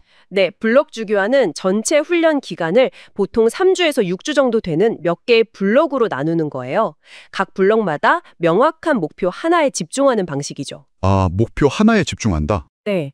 예를 들어서 첫 블럭은 근육량 증가, 이걸 축적 블럭이라고 하고요. 예. 여기 집중하고 다음 블럭은 그렇게 늘린 근육으로 힘을 키우는 데 집중하는 거죠. 네, 이걸 전환 블록이라고 해요. 이전 블록의 성과가 다음 블록의 기초가 되는 약간 계단식 구조네요. 맞습니다. 딱 그런 연쇄 구조예요. 그럼 근비대를 위한 블록 주기화라면 첫 단계인 축적 블록에서는 아무래도 볼륨, 그러니까 세트 수나 반복 횟수를 많이 가져가겠네요. 한 6회에서 15회 정도로. 네, 맞아요. 근육 크기 자체를 키우는 게 목표니까요. 높은 볼륨, 중간에서 고강도로 진행하죠. 그렇게 다음 전환 블록에서는 이제 근육량을 힘으로 바꾸는 단계니까 스쿼트나 데드리프트 같은 주요 복합 운동 위주로 반복 횟수는 좀 줄이고 한 3회에서 8회 정도로 강도를 더 높이고요. 정확합니다. 이즈라텔 박사 같은 분들도 이런 아이디어를 많이 이야기하죠. 마지막 실현 블록은 이건 약간 선택적인 것 같은데 최대 스트렝스나 파워를 딱 보여줘야 할 때 쓰는 거고요. 네, 보통 시합 준비 같은 특정 목표가 있을 때 사용합니다. 매우 높은 강도로 볼륨은 낮추죠. 블록 주기화의 장점은 역시 특정 목표에 대한 집중도가 높다는 거겠군요. 그렇죠. 근비대 블록에서는 근비대에만, 스트렝스 블록에서는 스트렝스에만 온전히 충분히 집중할 수 있으니까요. 그리고 이게 블록별로 강조점이 다르니까 특정 시스템을 훈련하는 동안 다른 시스템은 좀 쉴 수 있어요. 아, 피로관리 측면에서 유리하겠네요. 네, 그래서 피로 관리가 상대적으로 쉽고 장기적인 계획을 세우기도 좋죠. 하지만 단점도 있을 것 같아요. 예를 들어 근비대 블록을 너무 길게 하면 최대 스트렝스는 좀 떨어질 수도 있겠는데요. 이걸 잔류 효과 소실이라고 하던가요? 맞아요. 한 가지 능력에 집중하는 동안 다른 능력은 일시적으로 조금 저하될 수 있습니다. 또 블록이 딱 바뀔 때 몸이 새로운 자극에 적응하는 시간이 좀 필요할 수도 있고요. 주 단위로 뭔가 바꾸는 유연성은 DUP보다는 좀 떨어지겠네요. 네, 그런 면이 있죠. 그럼 DUP랑 블록 주기화 중에 우리 같은 사람들은 뭘 선택하는 게 좋을까요? 아, 그게 참 좋은 질문인데요. 정답은 없어요. 개인의 훈련 목표나 기간 그리고 경험 수준에 따라 달라지거든요. 예를 들어 단기적으로 여러 능력을 좀 균형 있게 키우고 싶다, 훈련에 좀 변화를 주고 싶다 하면 DUP가 괜찮을 수 있고요. 네. 반대로 장기적으로 은비대 먼저 하고 그다음에 스트렝스를 키우겠다, 이런 식으로 단계적으로 목표를 달성하고 싶다면 블록 주기화가 더 적합할 수 있습니다. 경험 수준도 중요하겠네요. DUP는 약간 더 복잡해 보였는데. 네, DUP는 중급자 이상에게 좀 더 추천되는 경향이 있고요. 블록 주기화는 초보자도 기본 원리는 적용하기 쉽지만 아주 정교하게 자르면 그것도 고급 지식이 필요하죠. 특히 숙련된 선수들 대상 연구 결과를 일반인에게 바로 적용할 때는 좀 주의해야 하고요. 결국엔 뭐가 됐든 꾸준히 할 수 있는 게 제일 중요하겠네요. 우리 생활 패턴에도 맞아야 하고. 맞습니다. 지속 가능성이 핵심이죠. 그리고 이런 주기화 원리가 꼭 엘리트 선수들만 쓰는 건 아니라는 점도 중요한 것 같아요. 우리 같은 일반 운동 애호가들도 충분히 활용할 수 있잖아요. 그럼요. 아주 간단하게라도요. 예를 들어 이번 4주는 볼륨에 집중하고 다음 4주는 중량 올리는 데 집중해야지. 뭐 이런 식으로 간단한 블록을 만들 수도 있고요. 아니면 DUP처럼 요일별로 오늘은 무겁게, 다음 운동은 중간 무게, 그 다음엔 가볍게 많이, 이렇게 강도 조절만 해줘도 도움이 될 것 같고요. 맞아요. 주기화는 결국 그 제한된 시간과 에너지를 가지고 어떻게 하면 더 스마트하게 운동할까? 이걸 고민하는 과정이에요. 훈련의 효율성을 높이는 거네요. 그렇죠. 목표 달성 효율을 높이고 불필요한 시행착오 줄여서 운동 자체에 대한 동기부여나 즐거움을 계속 가져가는 거죠. 일종의 훈련 투자 대비 효과, ROI를 극대화하는 도구라고 볼 수 있습니다. 그리고 마지막으로 하나 더 말씀드리면 DUP와 블록 주기화가 완전히 서로 다른 길은 아니에요. 아, 그래요? 네, 큰 틀에서는 블록 주기화, 예를 들어 근비대 블록 다음에 스트렝스 블록, 이렇게 가면서 각 블록 안에서는 DUP 원리를 적용해서 주간 훈련 강도나 반복 횟수에 파동을 주는 식으로 통합할 수도 있습니다. 두 모델의 장점을 합치는 거군요. 그렇죠. 실제로 르네상스 피리어다이제이션 같은 곳에서도 이런 통합적인 접근을 사용하거든요. 두 모델의 장점을 취하려는 시도죠. 그래서 우리 훈련에도 이런 원칙들을 어떻게 좀 창의적으로 조합하고 적용해볼까? 이렇게 고민해보는 것 자체가 또 성장의 중요한 열쇠가 될 수 있다고 생각합니다. 열심히 따른 완벽한 훈련 계획이 누구한테는 진짜 효과 만점인데 이상하게 나한테는 왜 정체기만 가져올까? 이런 생각들 많이 하시죠? 네, 맞아요. 이게 흔히 겪는 좌절감인데 종종 가장 중요한 걸 놓쳐서 그래요. 바로 우리 자신이죠. 아, 우리 자신? 네.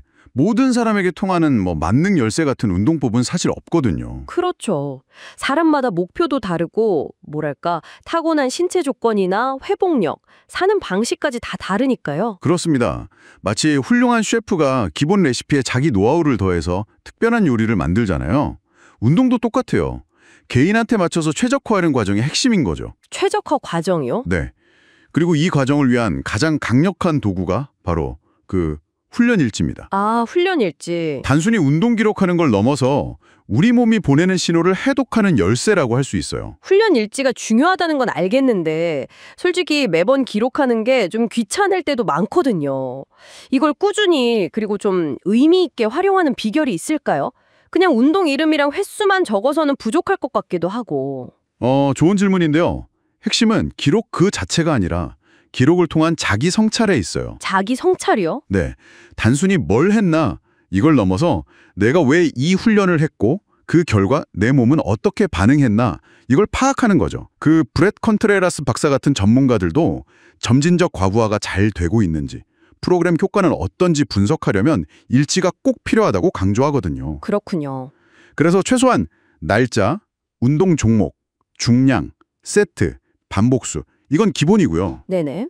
여기에 이제 세트 간 휴식 시간, 그리고 운동 자각도, RPE라고 하죠. RPE, 얼마나 힘들었는지 숫자로 매기는 거요? 맞아요. 1에서 10 척도로 또는 실패 지점까지 남은 반복수, 그러니까 IIR이라고 하는데 IIR, 그건 좀 생소하네요. 네, 내가 진짜 한 개까지 했다면 몇 개나 더 할 수 있었을까 하는 그런 개념이에요. 이런 지표들을 추가하면 훨씬 유용해집니다. RPE나 IIR까지 기록하면 확실히 그날 운동 강도를 더 객관적으로 볼 수 있겠네요. 그럼 이 데이터들을 쌓아서 이걸 어떻게 분석하고 실제 훈련 배선으로 연결할 수 있을까요? 주기적으로 데이터를 이렇게 쭉 검토하면서 패턴을 찾는 거예요. 패턴이요? 네, 점진적 과부하가 잘 이루어지고 있는지, 특정 운동이나 루틴에 몸이 좀 긍정적으로 반응하는지, 아니면 혹시 너무 무리하고 있지는 않은지 이런 걸 확인하는 거죠. 예를 들면요? 예를 들어서 특정 운동의 중량이나 반복수가 계속 정체돼 있다. 그러면 휴식 시간을 좀 조절해보거나 운동 순서를 바꿔보거나 아니면 보조 운동을 추가하는 식으로 변화를 생각해 볼 수 있죠. 아하. 이 분석 과정 자체가 바로 지금 하는 방식이 우리한테 맞는지 객관적으로 판단하고 또 개선 방향을 설정하는 그런 메타인지 능력을 키워주는 겁니다. 듣고 보니까 훈련 일지가 그냥 과거 기록이 아니라 미래의 계획을 위한 나침반 같은 거네요? 그럼 이 기록을 바탕으로 우리한테 맞는 최적의 방법을 좀 더 적극적으로 찾아 나서려면 어떻게 해야 할까요? 바로 여기서 N=1 실험이라는 개념이 중요해집니다. N=1 실험? 네, 자기 자신을 대상으로 하는 실험이죠. 운동과학 연구들은 보통 평균적인 경향을 보여주잖아요. 근데 개인차는 생각보다 훨씬 커요. 그쵸. 따라서 여러 가지 검증된 원리나 방법들을 직접 나한테 적용해보고 그 결과를 관찰하는 과정이 꼭 필요해요.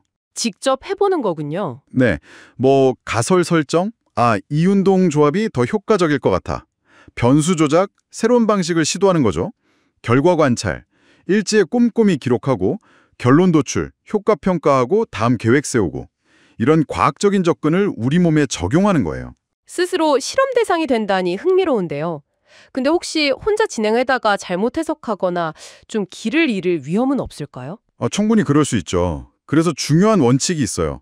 한 번에 너무 많은 걸 바꾸지 않는 거예요. 한 번에 하나씩. 네, 예를 들어 스쿼트 빈도랑 단백질 섭취량을 동시에 확 늘리면 나중에 좋아졌을 때 뭐 때문에 좋아진 건지 알기 어렵잖아요. 그렇겠네요. 그래서 한두 가지 핵심 변수만 조절하면서 몸의 반응을 면밀히 관찰하는 게 좋습니다.